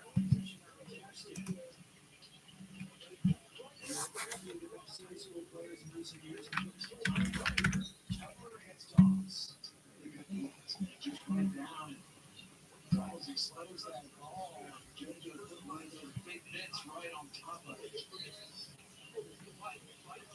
Tutler out of Cy Falls High School, four-star prospects. We talked about this before. Houston's had a great Ah, job. this is cool. Texas. So apparently, it says, "Welcome to the big leagues, kid." Keelan Harvick, who is the son of Kevin Harvick, prepares for his first full year in a full-bodied stock car. In full-bodied stock cars. This was per Brandon White of NASCAR.com. It says here, Kevin Harvick's. Hey, Bella. Guys, it says Kevin Harvick's fulfilled multiple roles across a busy afternoon as a series owner, driver, and father. He took part in the familiar photo, video, and social content associated with Media Day, all while he and his wife, Delana, kept a caring, watchful eye on their 12-year-old son, Keelan. Media responsibilities are going to become more frequent for Keelan, who is set to embark on a busy first year piloting. Hey, Bella. Hey, guys. Bella. Guys. Hey, guys. Stop. Guys. Bella. Stop. Um. Anyways. It says who is set to embark on a busy first year piloting pro late models.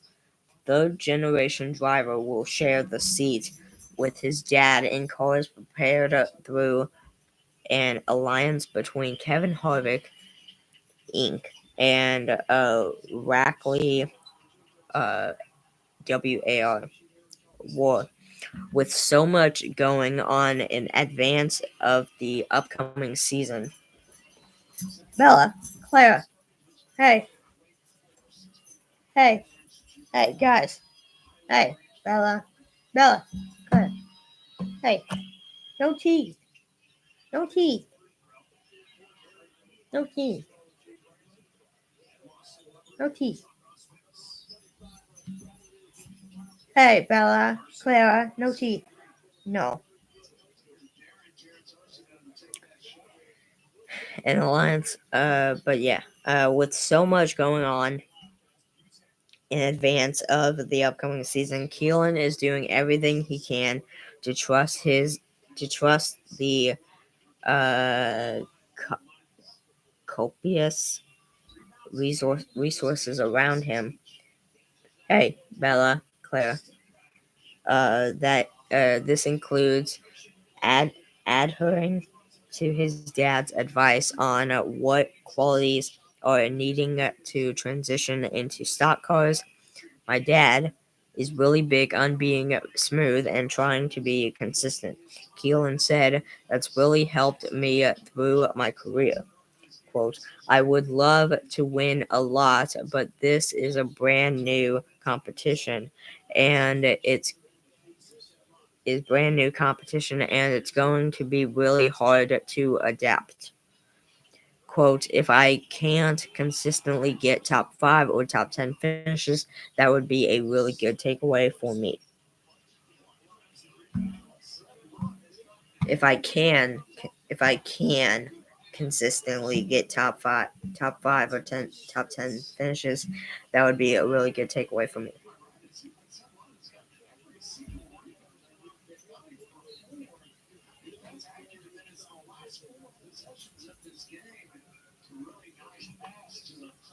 Huh. What? What?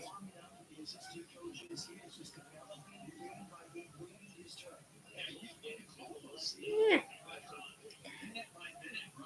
Anyways. Hey, Bella, drop.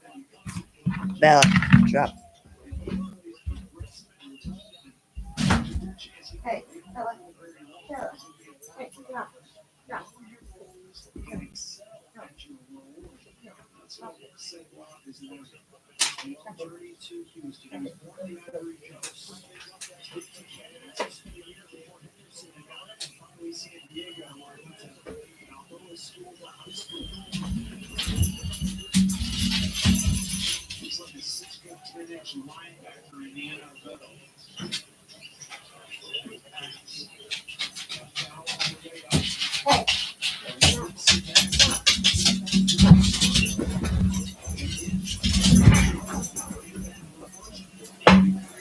Bella, Clara, hey, stop. Clara, stop. Stop.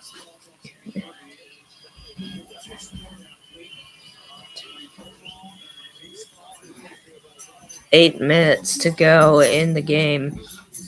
59-22, 7-ranked Houston over Utah. Hey, Bella, Claire, Bella, stop. Bella, stop. Hey, guys, stop. 6 minutes and 14 seconds to go here in the first half. 28-23. TCU over 12-ranked Kansas. What?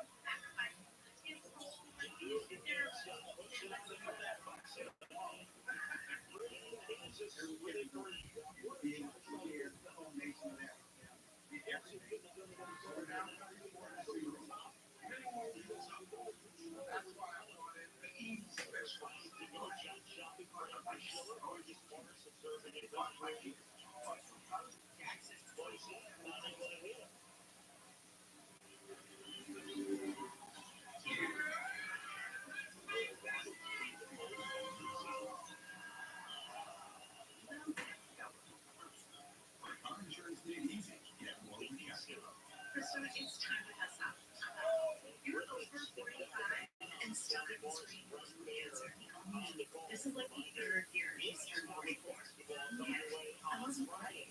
Drink all that crap. Have some fun.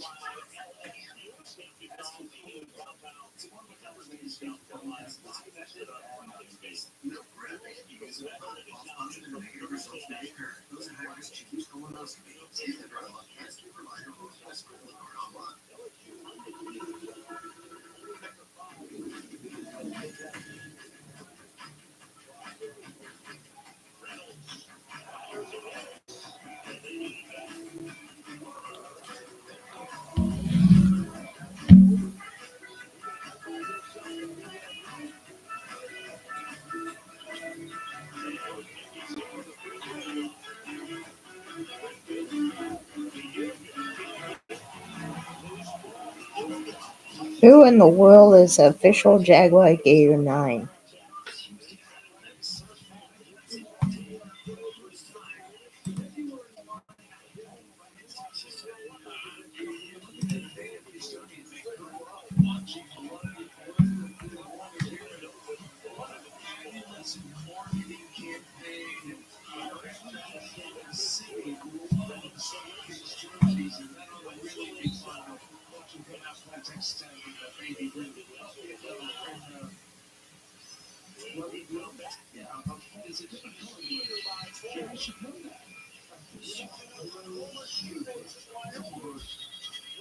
Hmm. 7 minutes and 55 seconds left in the game. It's 59-23, 7-ranked Houston over Utah. 10-15.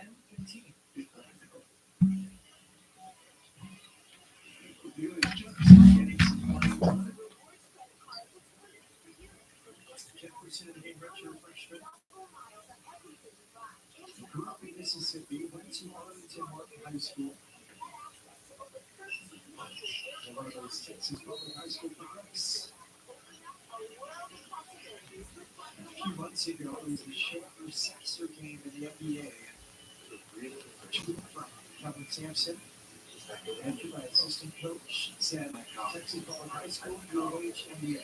Simple message. Pretty good recruiting message right there. And by the way, who's your recruiting class? Right now is ranked number 2 in the country. Based off of composite rankings. Number 2 for Houston, and as Kevin Sampson said, when he came here, they had travel related to TCU. It was about a 3-day deal where they didn't have charter flights, and after that, he got the administration and said for student athletes and academics and everything, charter flights, and he said charter flights, and then before that day, the program was at that time to now number 2 recruiting class in the country. So I coached here in 1998, 99, 2000. I'm still waiting for those promised charter flights. They're coming at it. The director was adamant we're going to have charter flights. And there we are, standing in line at Southwest Airlines fighting for peanuts. Okay, recruiting class is coming. You're in Group C, yes. Terrence Arsenault was fouled.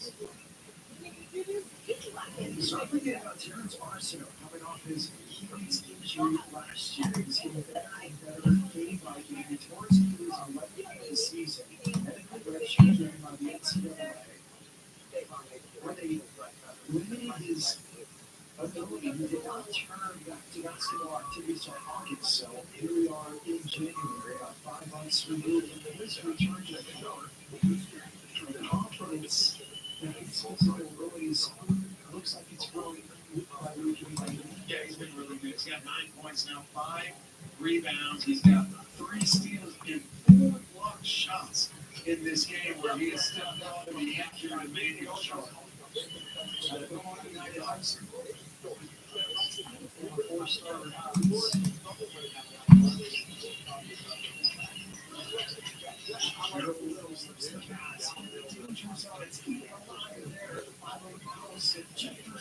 this is the breed. Set him up. He is just, he's like a wrecking ball, right? I mean, his energy has been excellent. And you know, the coaching staff will be very pleased with how hard he is to play. 5 rebounds already in this game, right? He has gotten everything he's come up on glass. So he's shooting soft passes from Utah. What is it about Houston's defense that forces teams into those passes and they just make you uncomfortable? And with the double teams and the trap and the hard edges come, the guy that you think is going to be open is never going to be open. 6 minutes and 40 seconds remain. 6 minutes and 35 seconds now remain in the game. It's 61-24. 7-ranked Houston over Utah.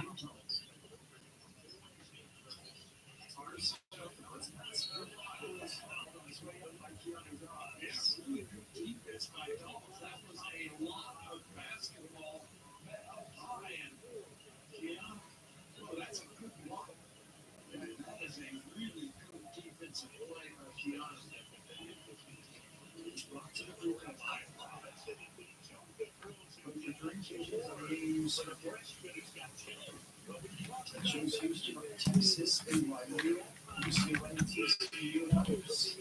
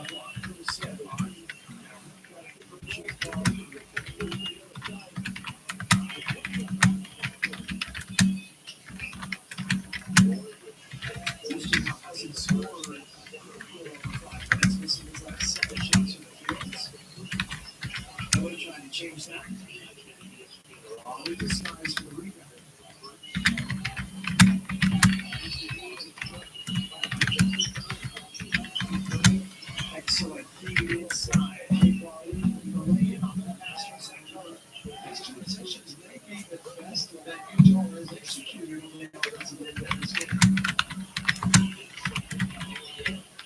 Wilson, and Jefferson, the others on the court for Houston.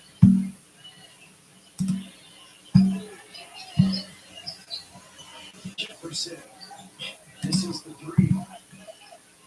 Good weak side rebounding by Mercy Miller.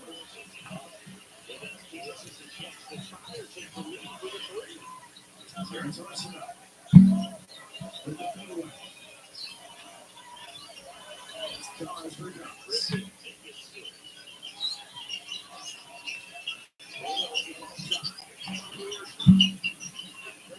Pass.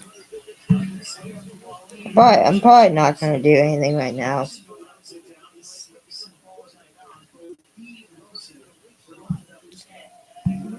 If he does anything else, does anything bad, then I'll probably. Does anything bad, then I would report him. But I'll block him.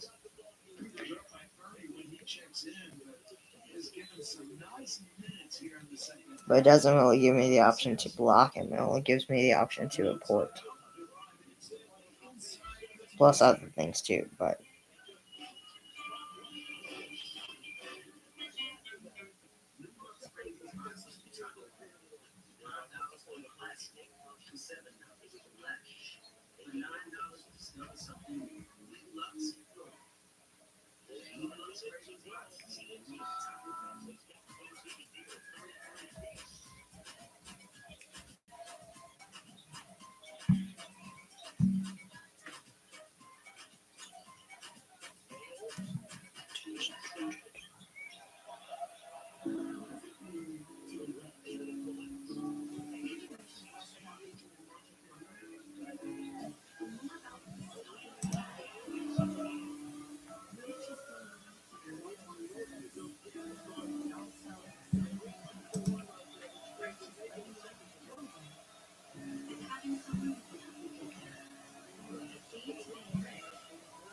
Yeah, that's the main reason why I'm not doing anything right now.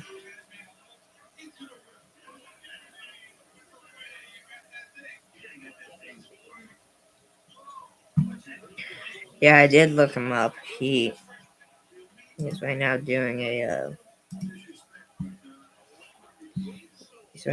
live stream for High Point versus USC Upstate, South Carolina Upstate college basketball live play-by-play and reaction.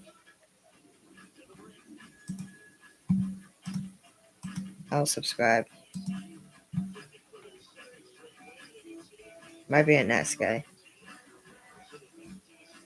I'm not gonna worry about it.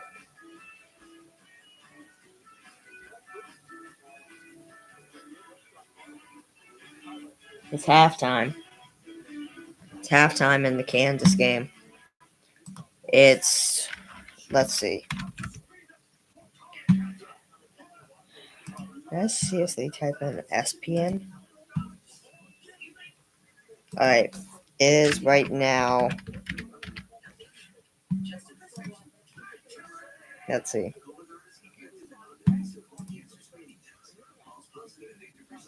It is currently right now 35-33 TCU over 12 ranked Kansas at halftime.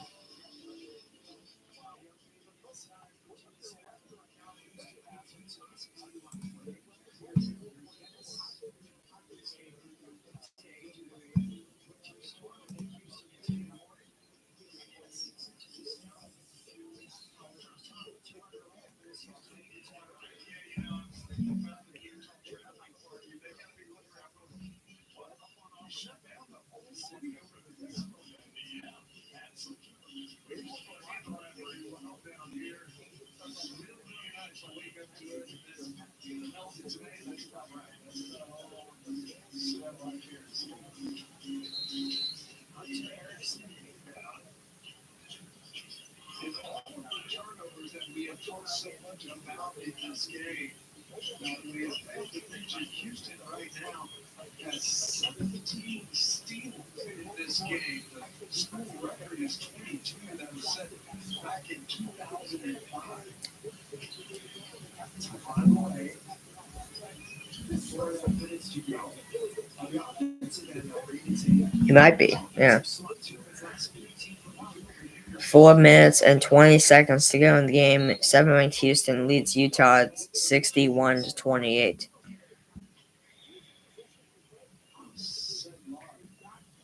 Yeah, I don't know where he went exactly. We've now been live for 2 hours and 7 minutes now.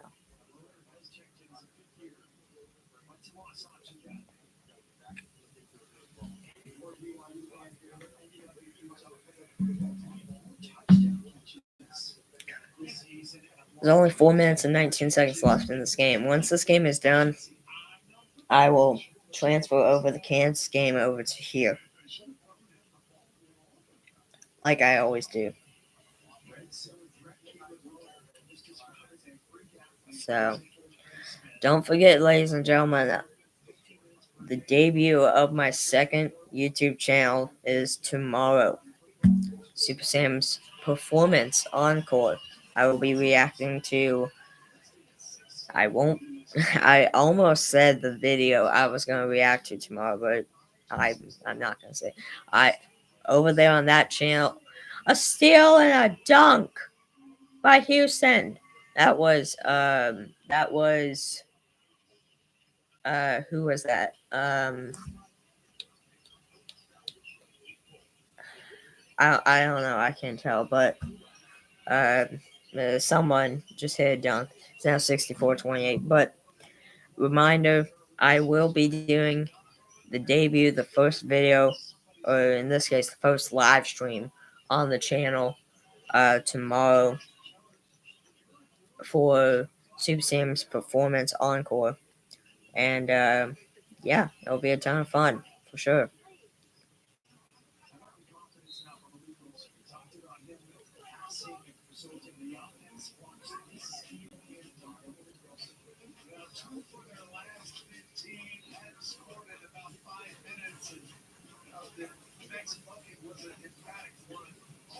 Charts athletic Malik Wilson. He has had a very nice game here this evening off of the bench.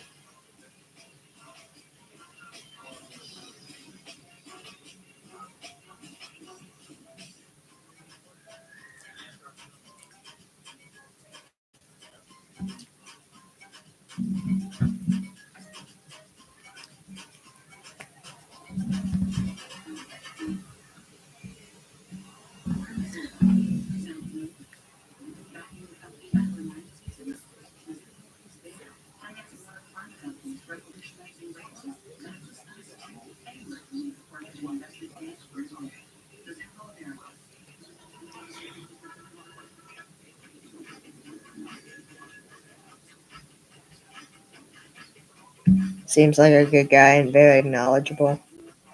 Sorry, very knowledgeable.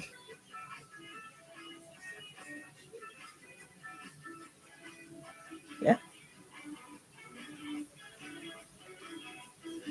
Okay. Well, I'm not gonna do anything. I'm not gonna do anything about him.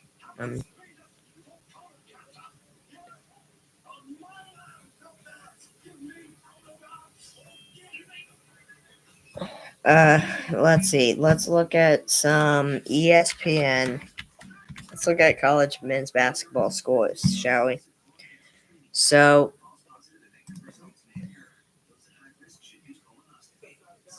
3 minutes and 23 seconds remain in the game. In this game, it's 64-30. 7-ranked Houston over Utah. The 5-ranked Florida Gators are right now losing to the South Carolina Gamecocks 36-29. The 12-ranked Kansas Jayhawks are losing at halftime 35-33 to the TCU Horned Frogs. 40-30, Xavier Musketeers over the 20-ranked St. John's Red Storm at halftime. At 8 p.m. on ESPN2, the 13-ranked Texas A&M Aggies take on the 16-ranked Ole Miss Rebels. Yeah.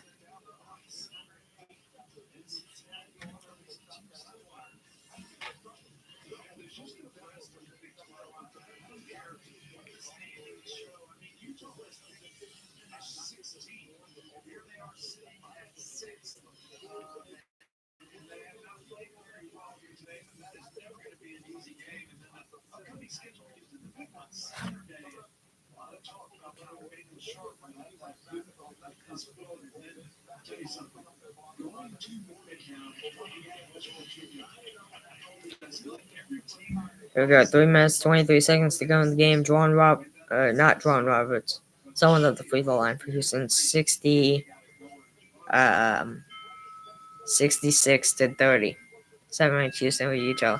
The reason I was taking a pause there because Houston was shooting their last free throw there. For right now, they were shooting their last free throw shot there, so that's why I took a pause there.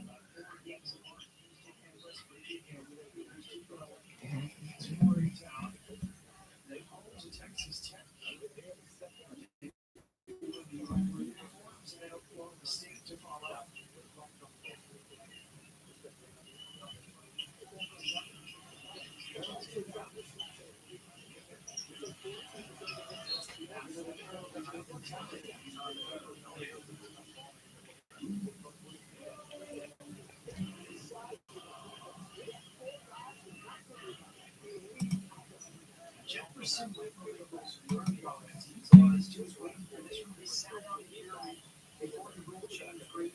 He's been waiting 3 years for moments like these. Really feeling comfortable in this Houston system.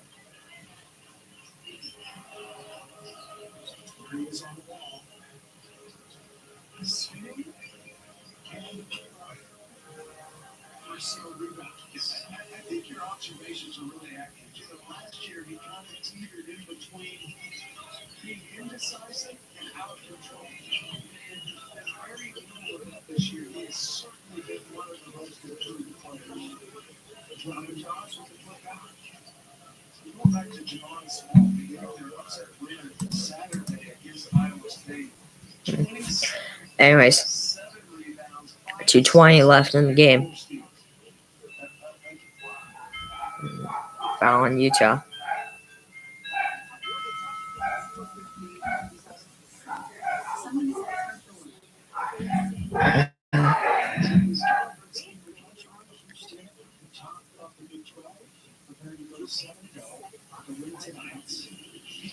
With a win tonight, Houston is going to go up 7-0 to start Big 12 conference play, and they will be 15-3 overall. That is insane.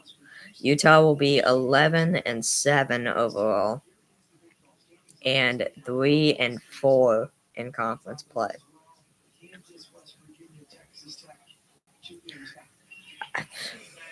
I don't know. I just don't know if Utah's going to be that great this season. I have no idea.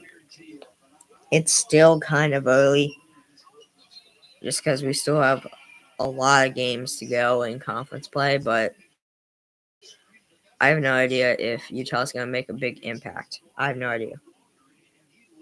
But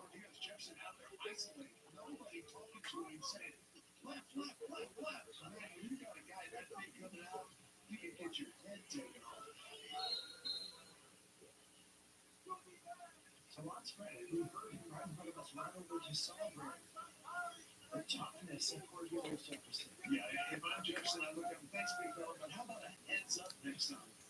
You're yelling now, 30 seconds ago when I needed some help. Appreciate the encouragement as you picked me up, splattered on the side of the court. we've now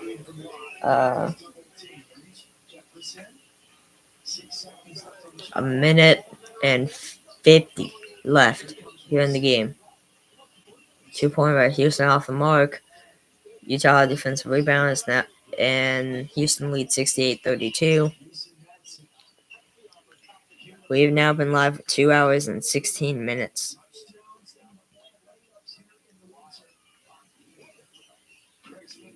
Caleb Lona for 2 for Utah. It's now at 68-34.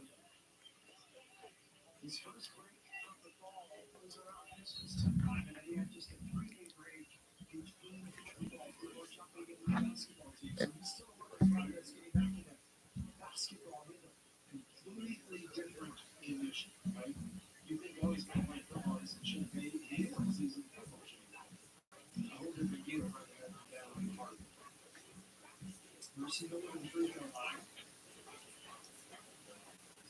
like so many others, paying his dues. He had some high school games in on conference.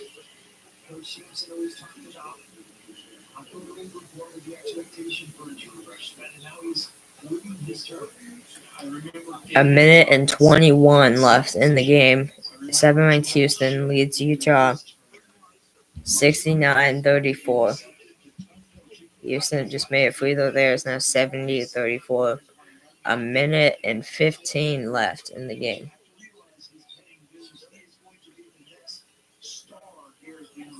I think they're about to start the second half here between Kansas and TCU.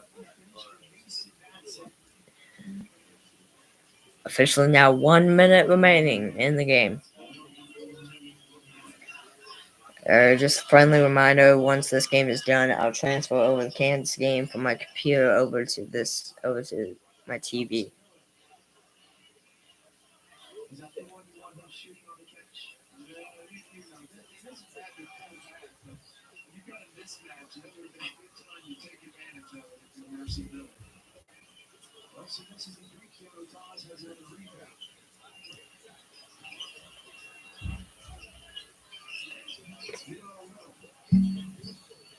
Throws it inside.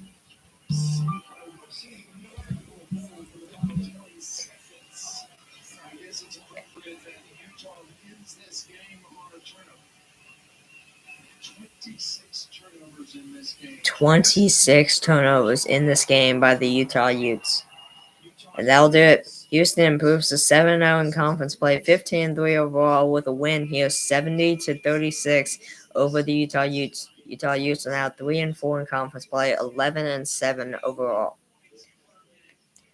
And the Houston Cougars will go up again in the rankings, I'm sure, with this win over Utah. And they might go up higher if they are able to win over Kansas this Saturday.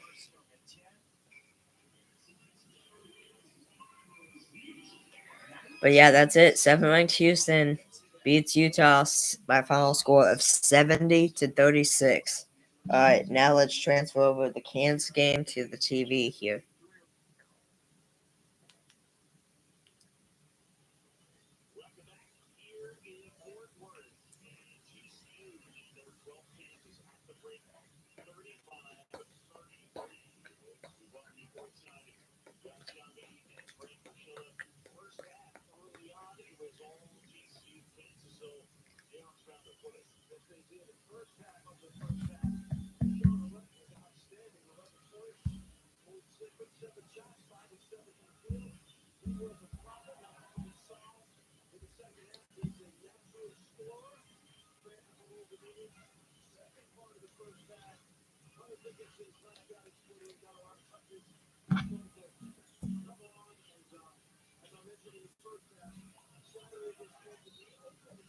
We've now been live for 2 hours and 20 minutes.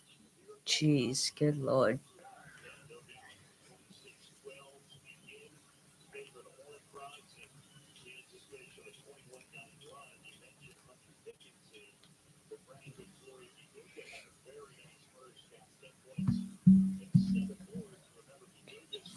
Let me turn off my computer over here. Oh.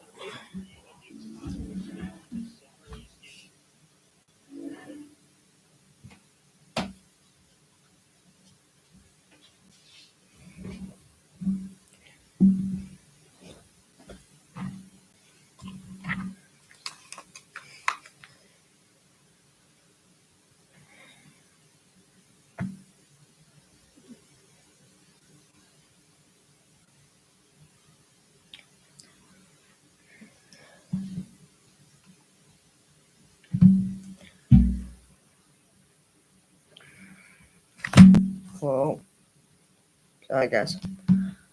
Alright, let's get this game pulled up here.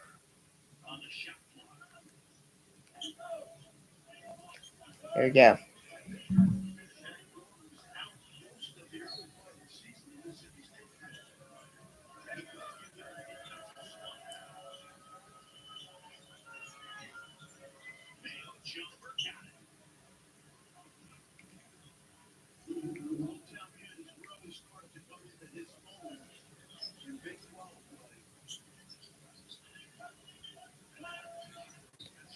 19 minutes and 20 seconds remain in the game.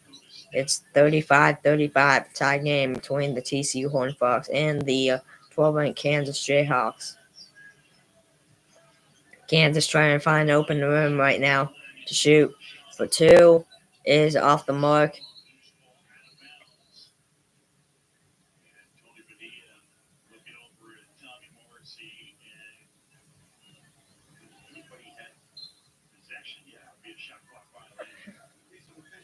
Shot clock violation on Kansas, it looks like.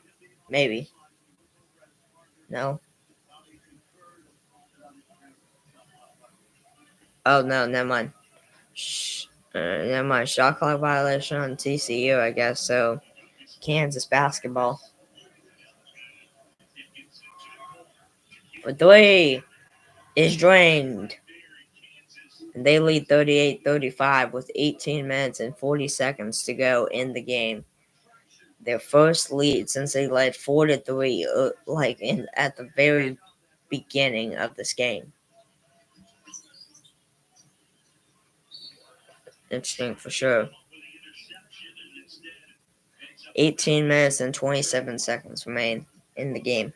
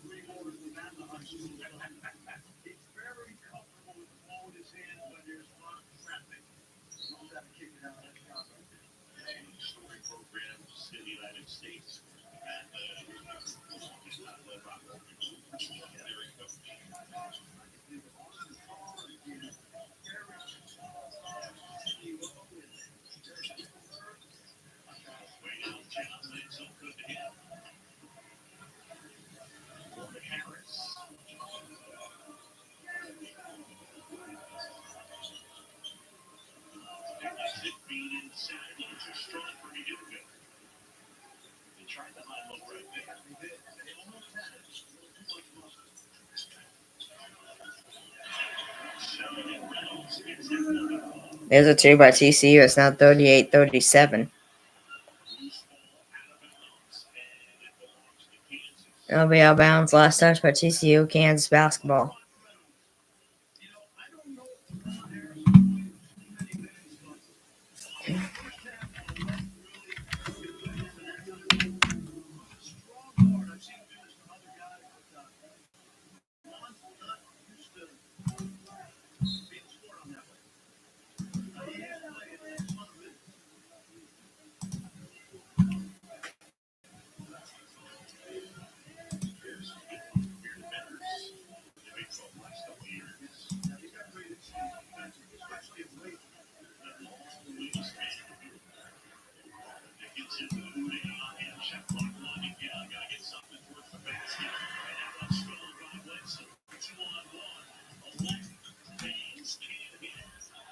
Can't hit. TCU and Kansas runs it down.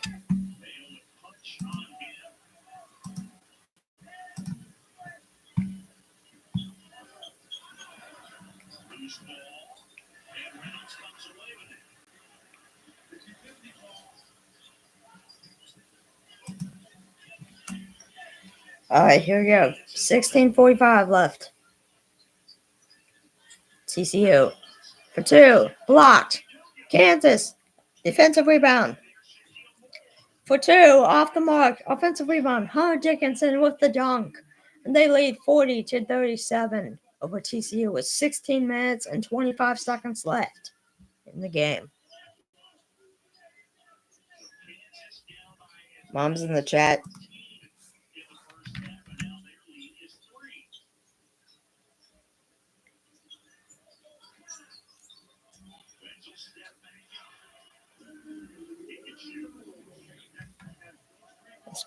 This thing is not. This thing's not updating. When the thing that tells me how many people are in the stream, it's not updating.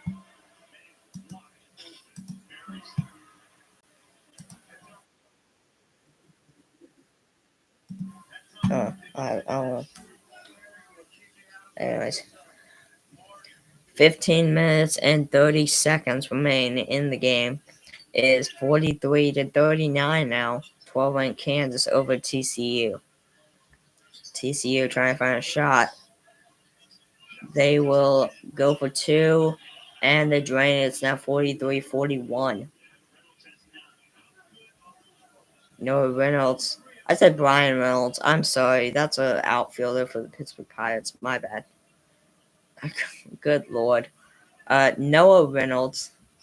Now, I think they said he now has 19 points on the day.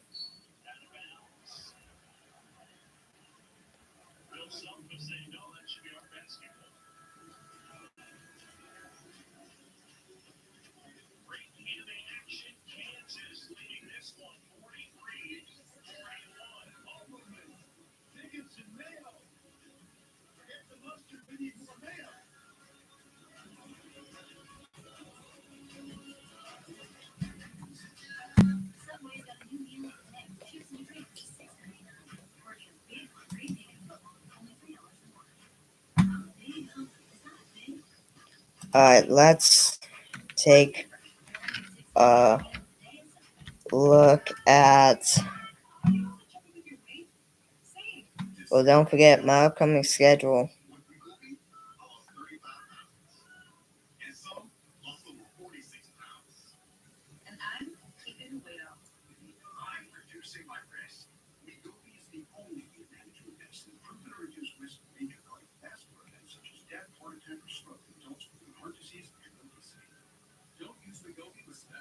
GLP-1 medicines or in children under 12.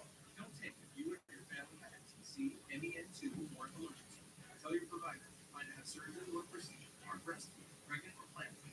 Stop taking your medical help right away if you get a lump, swelling in your neck, severe stomach pain, or any of these allergic reactions. Serious side effects may include pancreas inflammation and gallbladder problems. Call your prescriber if you have any of these symptoms.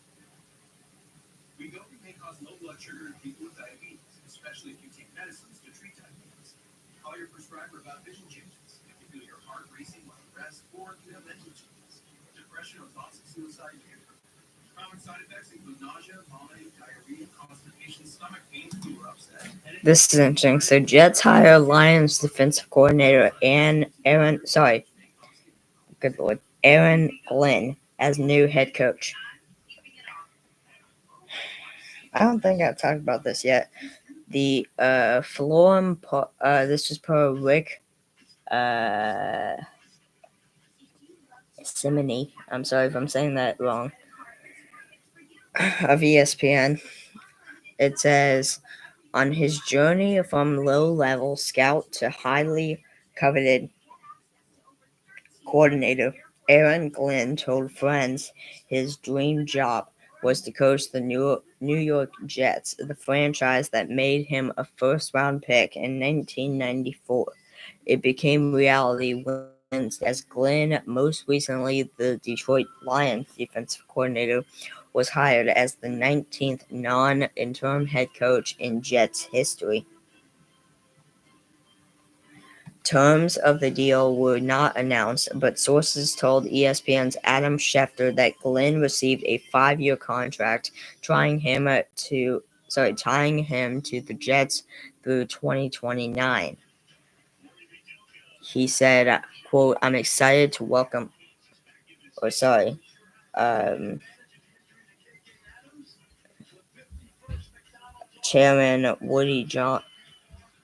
Chairman Woody Johnson said, or the team chairman said, quote, I'm excited to welcome Aaron Glenn home as the head coach of the New York Jets. Aaron earned this opportunity through almost 3 decades of NFL experience. 10 with us as a player, with a scout. He brings tremendous leadership skills and the vision this organization needs to be successful.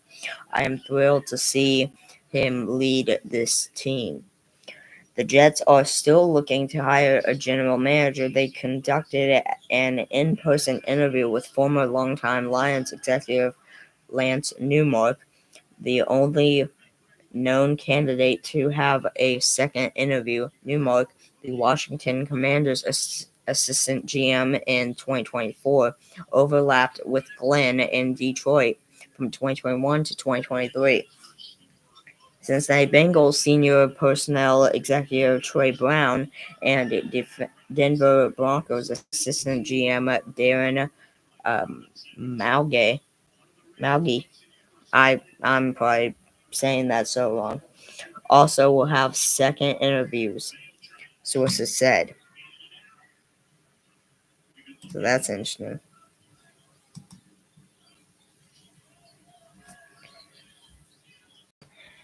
13 minutes and 50 seconds remain. 12 ranked Kansas. 13:47 to go in the game. 45-43. 12 ranked Kansas Jayhawks over TCU Horned Frogs.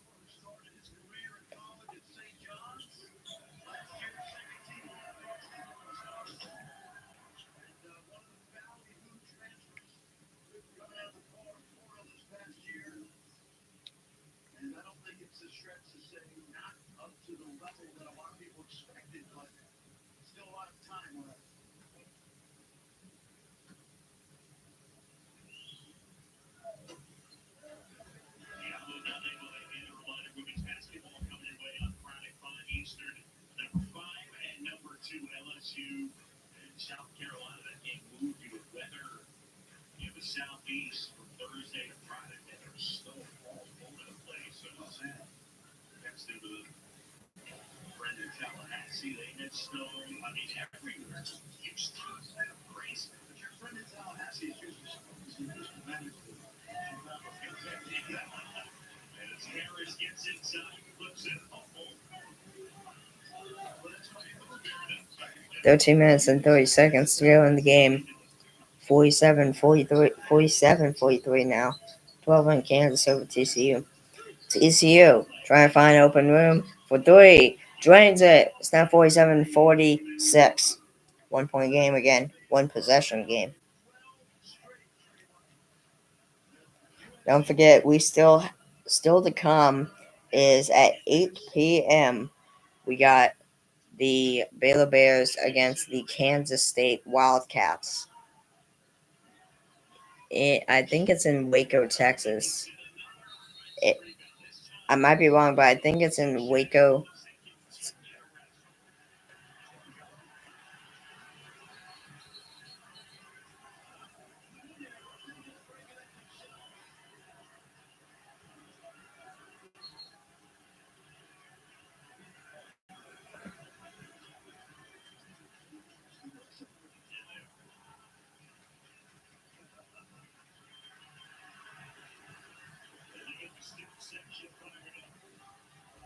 TCU basketball.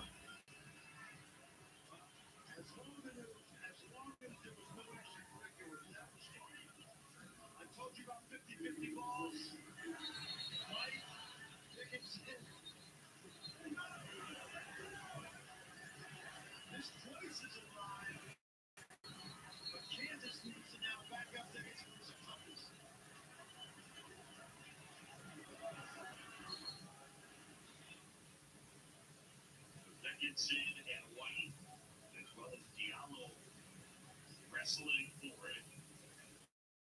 Possession on that is TCU basketball.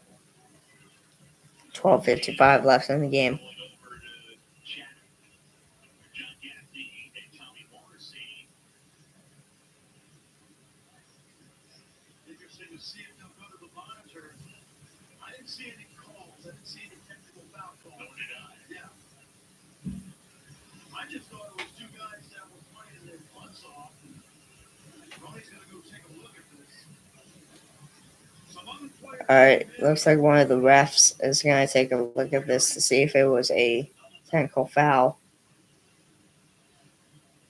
I guess on Kansas. I guess. I have no idea. Just trying to find out what exactly is going on. Okay, so because neither player let go of the ball, they're going to assist the offsetting technical foul. Okay. Dickinson out. That's a personal foul. Oh, so they're going to give both teams an offsetting technical foul.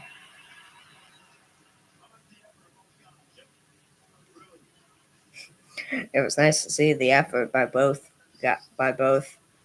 Hunter Dickinson for Kansas and and White for TCU.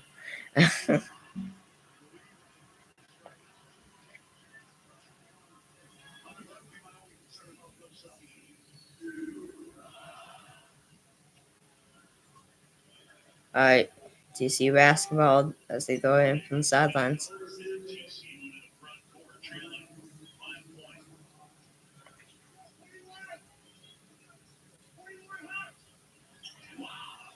A lob and a two. TCU takes the lead 48-47 thanks to Trazerian White. 12 minutes and 20 seconds remain in this game. Kansas basketball here. We've now been live for 2 hours and 38 minutes.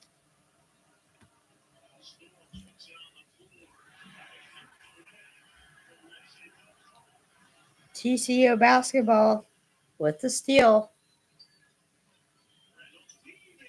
TCU for two off the mark, but offensive rebound and throws it to the Kansas guy. A steal. Now the TCU steal for three off the backboard, and Kansas defensive rebound. Under 12 to go in this game.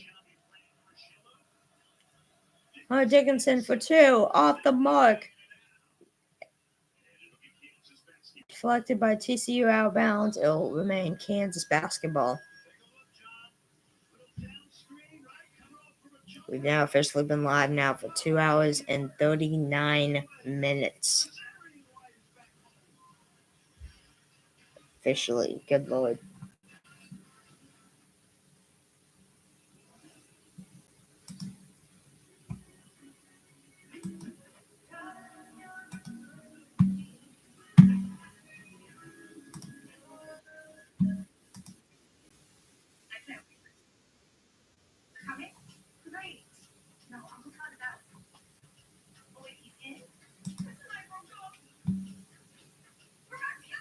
Easy Glide extended containers. Now they know that actually. T-Mobile's 5G network connects 100,000 built-in phones, so they can make every customer feel like they've arrived before they left the ground. This is how business phones work with T-Mobile for Business. The bold Louisiana flavor and crispy crunch of Popeye's signature chicken is the meal your craving deserves. And now you can get 3 pieces for just $5 and make it a meal for only $3 more. You can feel confident Continental is the smart choice in tires. Can they handle extremes? Yeah, tested from the Texas desert to New York to Circle. Anything for the guy who finds that one pothole? Yeah, road hazard coverage has your back. For real? Absolutely. What they need by like what you need. Well, closer to 100. Continental. Welcome to the smart choice in tires. Wow! Wish I bought Dixie. These weeks, store brand things turn hard work into heartbreak. Next time, get Dixie Ultra Lane. 3 times stronger than the leading store brand. Dixie, make it right. Explore more America with American Cruise Lines. Our award-winning fleet of small ships offers an authentic and personalized experience that you won't find anywhere else. Discover the charming seaboards and spectacular islands along the protected southeast coastline. Visit AmericanCruiseLines.com or call for a free cruise guide today. American Cruise Lines. Small ship cruising done perfectly. Your story is like no other. Your ring can be too. Find yours and save up to 35% off. Only at K. Come on, Charlie. Use your new daughter. Let's go. I said go.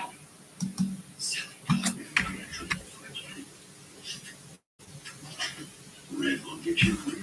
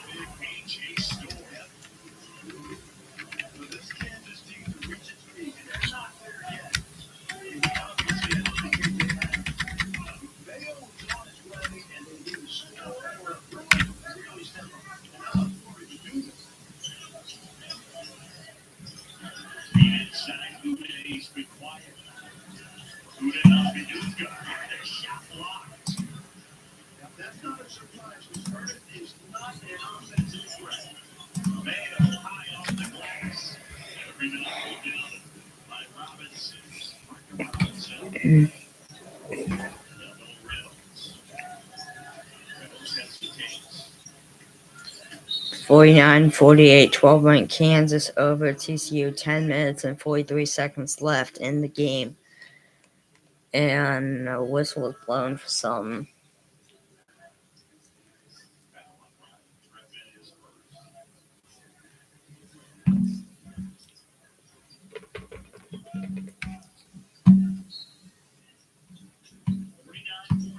Kansas.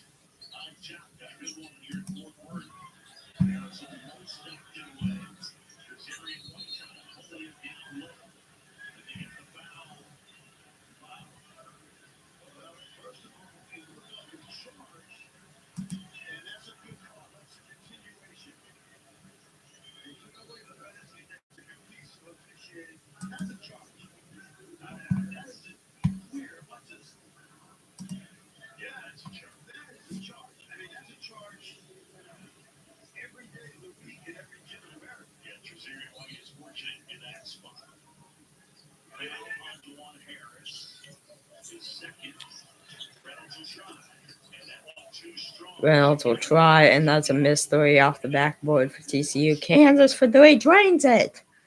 And they now lead 52-48. 10-20 left in the game.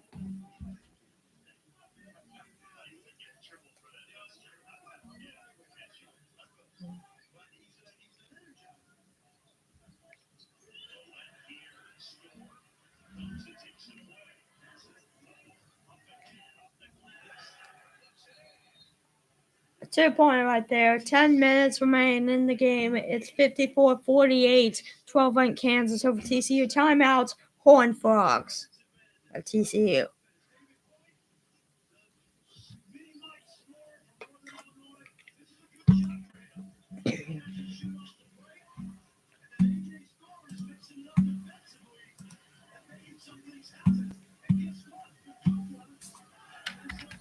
All right, let's look at ESPN here. College men's basketball scores. Here we go. 58-51, South Carolina. Gamecocks over 5-ranked Florida Gators. 7 minutes and 42 seconds left in the game. 10 minutes left in the game here. It's 53-48. Or 54-48, actually, I think. 12-ranked Kansas over TCU. 10:54 left in the game. It's 52-44. Xavier Musketeers over 20-ranked St. John's Red Storm. 8 p.m. on the ESPN2, the 13-ranked Texas A&M Aggies play the 16-ranked Ole Miss Rebels. And, of course, the 7-ranked Houston Cougars absolutely blew out the Utah Utes by a final score of 70-36.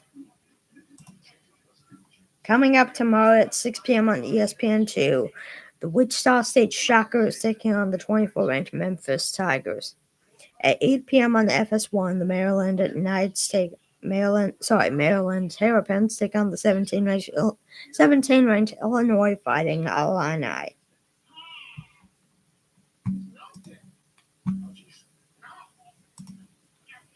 On Friday at 6 p.m. on the FS1, the Villanova Wildcats take on the 10-ranked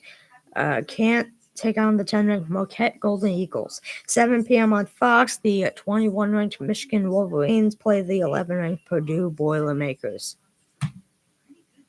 On Saturday at 12 p.m. on the SEC Network, the 14-ranked Mississippi State Bulldogs play the South Carolina Gamecocks. At 12:30 p.m. on CBS, the 8-ranked Michigan State Spartans play the Rutgers Scarlet Knights. At 1 p.m. on ESPN+, the 3-ranked Iowa State Cyclones play the Arizona State Sun Devils. 1:30 p.m. on ESPN, the 9-ranked Kentucky Commodores take on the Vanderbilt. Sorry, the Vanderbilt Commodores take on the 19th Kentucky Wildcats. On ESPN2, if I don't say the time, that means they're at the same time. So in this case, they're at the same time. 1:30 p.m. ESPN2, 13th Texas A&M Aggies take on the Texas Longhorns. 2:30 p.m. SEC Network Georgia Bulldogs play the 5-ranked Florida Gators. 3 p.m. Big Ten Network 15-ranked Oregon Ducks play the Minnesota Golden Gophers. 3:30 p.m. 2-ranked Duke Blue Devils play the Wake Forest Demon Deacons on ESPN. 5 p.m. on the SEC Network, the 16-ranked Ole Miss Rebels play the 22-ranked Missouri Tigers. 5 p.m. on ESPN Plus and CBS Sports Network, the 23-ranked West Virginia Mountaineers take on the Kansas State Wildcats. At 5:30 p.m. on ESPN, the 7-ranked Houston Cougars play the 12-ranked Kansas Jayhawks. Really excited for that one. 7 p.m. on Fox, the 19-ranked UConn Huskies play the Xavier Musketeers. 7:30 p.m. on ESPN, the 6th-ranked Tennessee Volunteers play the 1-ranked Auburn Tigers.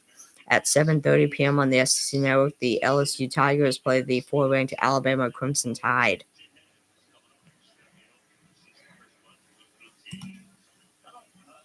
On Sunday at 12 p.m. on the Big Ten Network, the Nebraska Cornhuskers play the 18-ranked Wisconsin Badgers. At 12 p.m. on the ESPN2, the UAB Blazers take on the 24-ranked Memphis Tigers. At 2 p.m. on the Big Ten Network, the Northwestern Wildcats play the 17-ranked Illinois Fighting Illini. Last but not least, this is the last thing I'll read. On Monday at 5:30 p.m. on the Big Ten Network, the Penn State Nittany Lions play the 21-ranked Michigan Wolverines. At 7:30 p.m. on ESPN, the NC State Wolfpack take on the 2-ranked Duke Blue Devils. And then at 9:30 p.m. on ESPN, the 3-ranked Iowa State Cyclones play the Arizona Wildcats. Let's close that tab.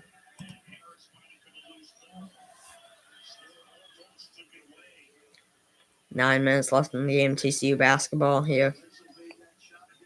Down 54-48 to the 12-ranked Kansas Jayhawks. TCU for 3. Off the rim. TCU offensive rebound off the backboard and in. And it's now 54-50, a 4-point game. Still 2 possessions, but 4-point game now. We've now been live for 2 hours and 50 and a half minutes now. We've almost been live for almost 3 hours now. Good Lord. We've been live 3 hours before. We've been live for 3 hours one time. It was the day that or not day, but it was the night of the the Saturday where we had like a Texans versus Chargers game, plus also the Ravens versus Steelers, plus also like Kansas, plus also all 3 basketball teams, Baylor, Kansas, and Houston were playing that day as well. It was that night.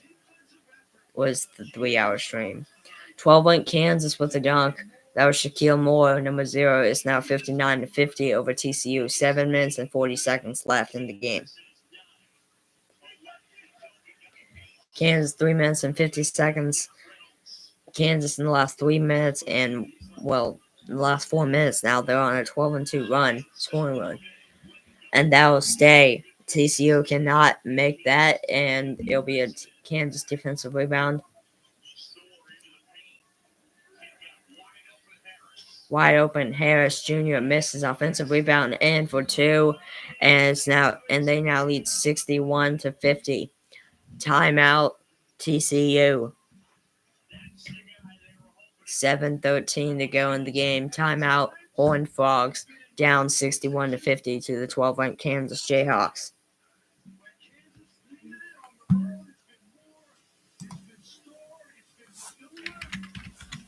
But let's see. Doesn't look like there's anything on ESPN that's news that we haven't already talked about, at least. But for those who have not, but for those who have forgotten, at least my upcoming schedule. So, I have this. So I did the Houston game tonight. I'm doing the rest of this Kansas game tonight.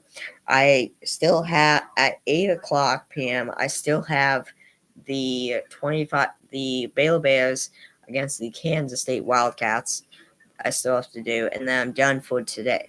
Well, I'm done for tonight, and then tomorrow I have nothing tomorrow, which I will not do a regular podcast episode tomorrow. What I will be doing tomorrow instead, I believe, probably will be at 4 p.m. Somewhere around 3:30 to 4 p.m. I will be doing a a my first video, or my first reaction video on my new on my new YouTube channel, Super Sam Performance Encore. So that'll be a lot of fun.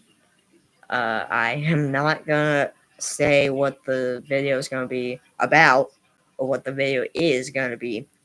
You guys will have to wait for tomorrow. But I can say that it's gonna be a lot of fun for sure. I'm really excited to get this channel up and underway. Because the channel's ready. The channel, trust me, the channel is beyond ready. It has been created. It is ready to go whenever I am ready to start publishing live streams and stuff. Start uploading live streams and stuff onto it. Which that's what I'll be doing. I'll just be doing live stream, like little like 3 or 4 minute live streams of reaction videos, like every other day or so. Well, every day that I don't have a watch party to do for my podcast here on Super Sam Sports Encore, I will be doing a music video reaction for Super Sam Performance Encore YouTube channel. So yeah, and that'll be a lot of fun. I've been waiting to get the channel underway, and it's gonna finally happen tomorrow. So that'll be exciting. And then on Friday night at 6 p.m., I believe. I may have to check that again. Actually, let me check right now. But either way, on Friday night, I have a hockey game. Nini wants me to check out hockey. I think I'll check it out just to mainly see if that's something I want to bring over um, to the channel. And well, I mean my channel, I mean the main channel here, Super Sam Sports Encore. So yeah, but let me check and see here.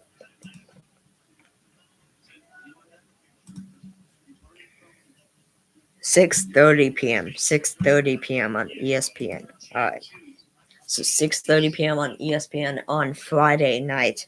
I got the Dallas Stars and the Vegas Golden Knights, and then Saturday afternoon at 3:30 p.m. Central Time, the Baylor Bears take on the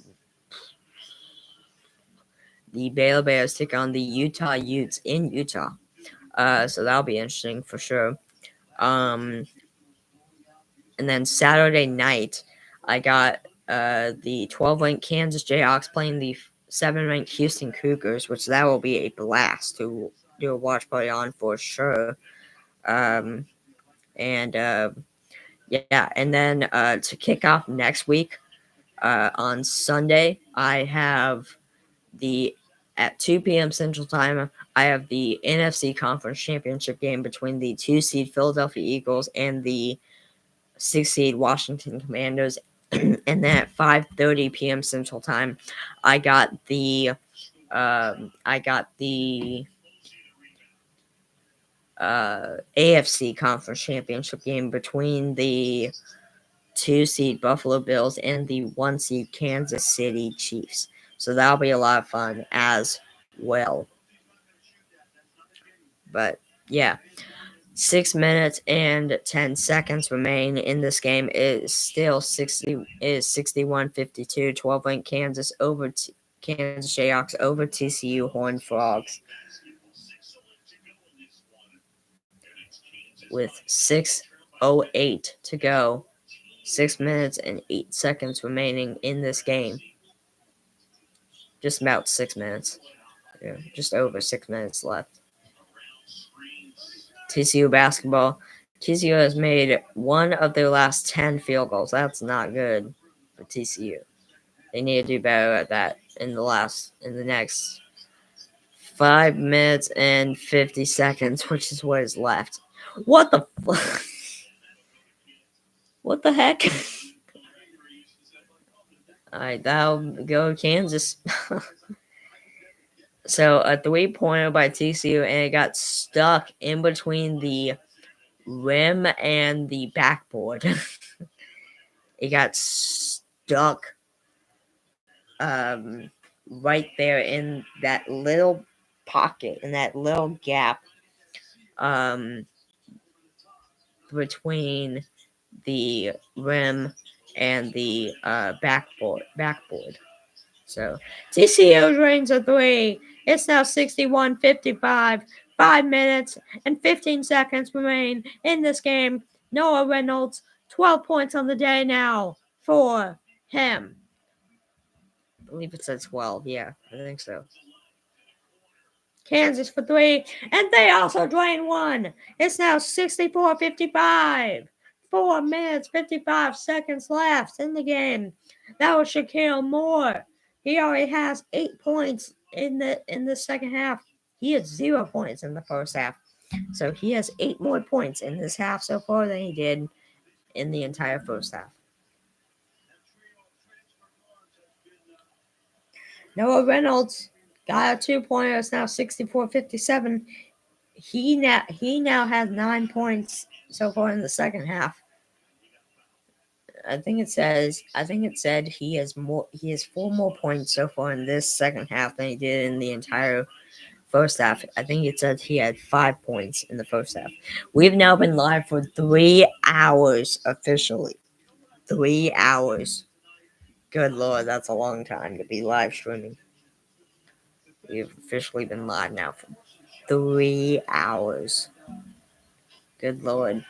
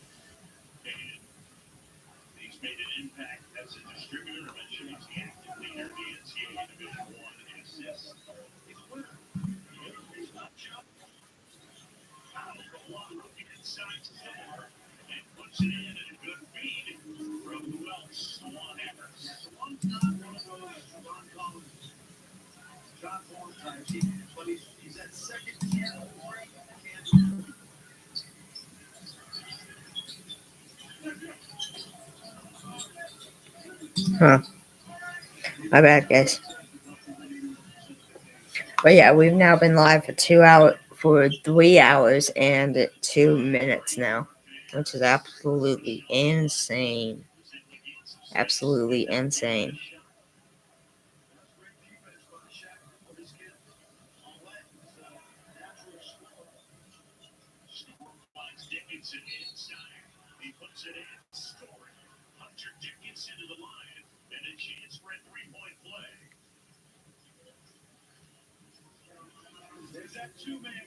thought it might be Vail Dickinson tonight, but AJ Score having his moment tonight. Take a look at Dickinson. That is hard to catch that on the run when you're 7'2". ESPN's exclusive presentation of college basketball is brought to you by Phillips 66, proud sponsor of Big 12 basketball.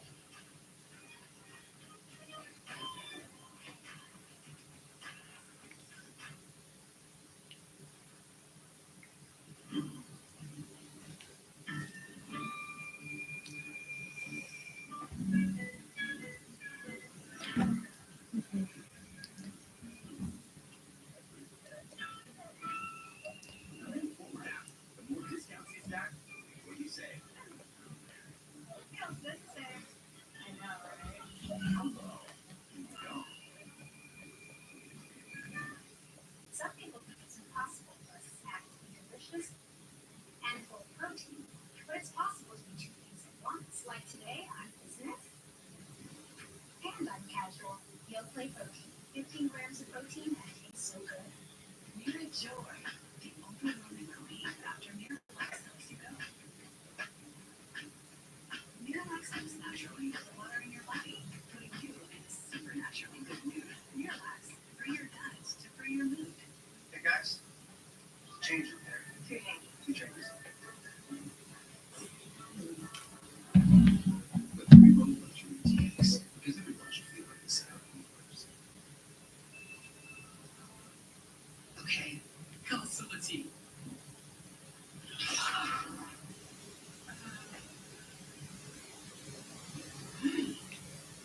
Pecan. Confused? Maybe you just need a Snickers pecan.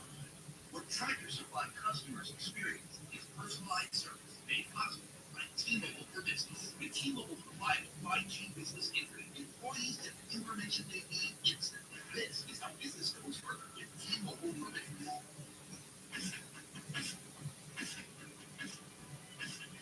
If you love to travel, Capital One has a rewards credit card that's perfect for you.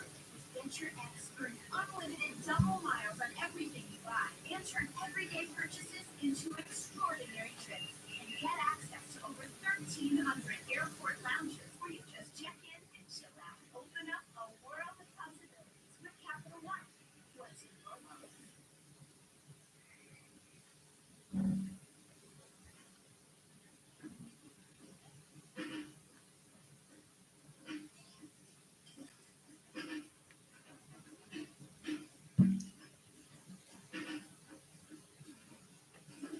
Setting down in the studio, Game Fox been up all game up till get the Gators playing in the league. Zach Davis with the kiss. Shot what was the first shot you were looking for?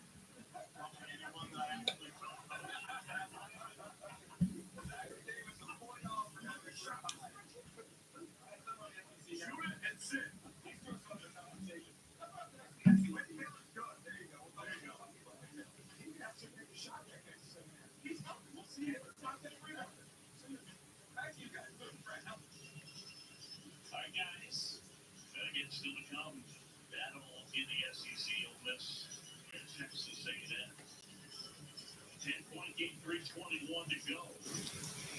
The game, Kansas trailed by 14. All right, 3 minutes and 21 seconds remain in the game. 69-59, 10-point game.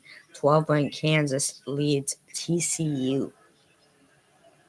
All right, Dickinson at the free throw line for Kansas. TCU was booing him. And that was fine. Honestly, yeah. Not surprised, but anyways, makes this now 70-59. Just over 3 minutes remaining in the game. By over, I mean like 3 minutes. Well, now it's officially 3 minutes left.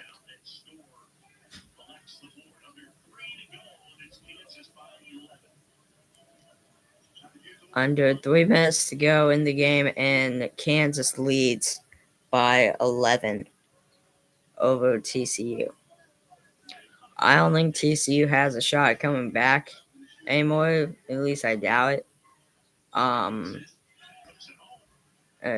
if Kansas keeps making baskets. which Hunter Dickinson now has 16 points in the game, 7 for 10 field goals tonight. He just made a 2-pointer to make it 72-59, and a foul in Kansas there will put Uday Jr. At the free throw line for TCU. We've now been live for 3 hours and 8 minutes. I'm gonna be honest, guys, I'm kind of exhausted. It's been a long day. And not really, just because we've been. It's been a long day, just because we've done nothing today.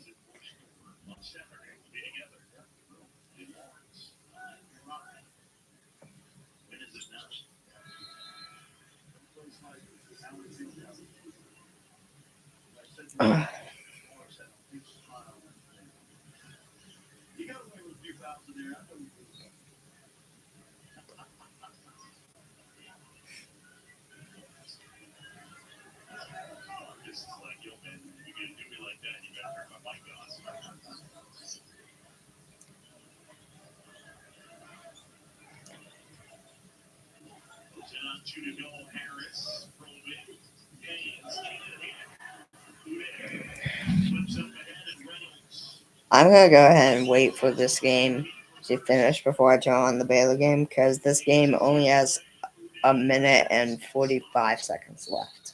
So.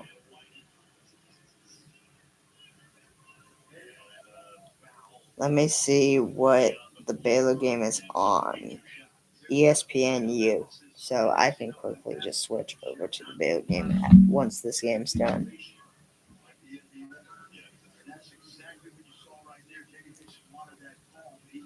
Minute and 45 left in the game is 72-61. 12 on Kansas over TCU. At the free throw line for TCU is Trezorian White. Misses that free throw, misses the 1-and-1. So Kansas basketball. TCU got the offensive rebound, missed the 2. So Kansas basketball now as they get the defensive rebound.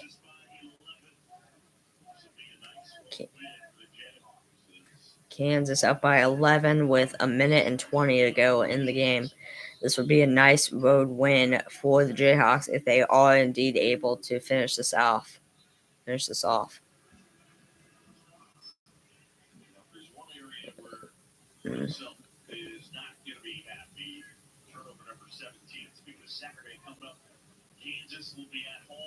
Well, if there was someone to not be happy for Kansas, it would definitely be Bill Self, because that's now turnover number 17 for the Jayhawks in this game, and that's probably like 50 for TCU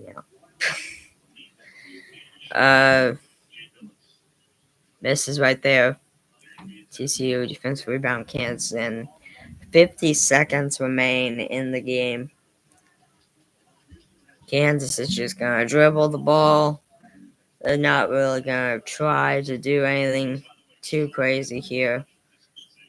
And behind the back, 2-pointer there by Zaki Mayo, showing his talent. It's now 74-61, and that'll most likely be the final score, maybe. TCU for 3, off the mark. Kansas defensive rebound, that'll be the final score. 20 seconds remaining. Shot clock is off. Kansas will just dribble the basketball, and we'll just leave it right there. So Kansas comes on the road and comes to Fort Worth, Texas, and gets a win here against TCU by a finals, overcame a 14-point first half or something. But Kansas wins 74-61 over TCU. Kansas improves to 5-2 in conference play, 14-4 overall. TCU now 3-4 in conference play, 10-8 overall. And yeah, let's go ahead and switch it over to the Baylor game. And yeah, so I'm going to quickly in this stream and then immediately do another stream, all right? After I come up with the title and stuff, right? So I'll see you guys in a few seconds, all right? Peace out, guys.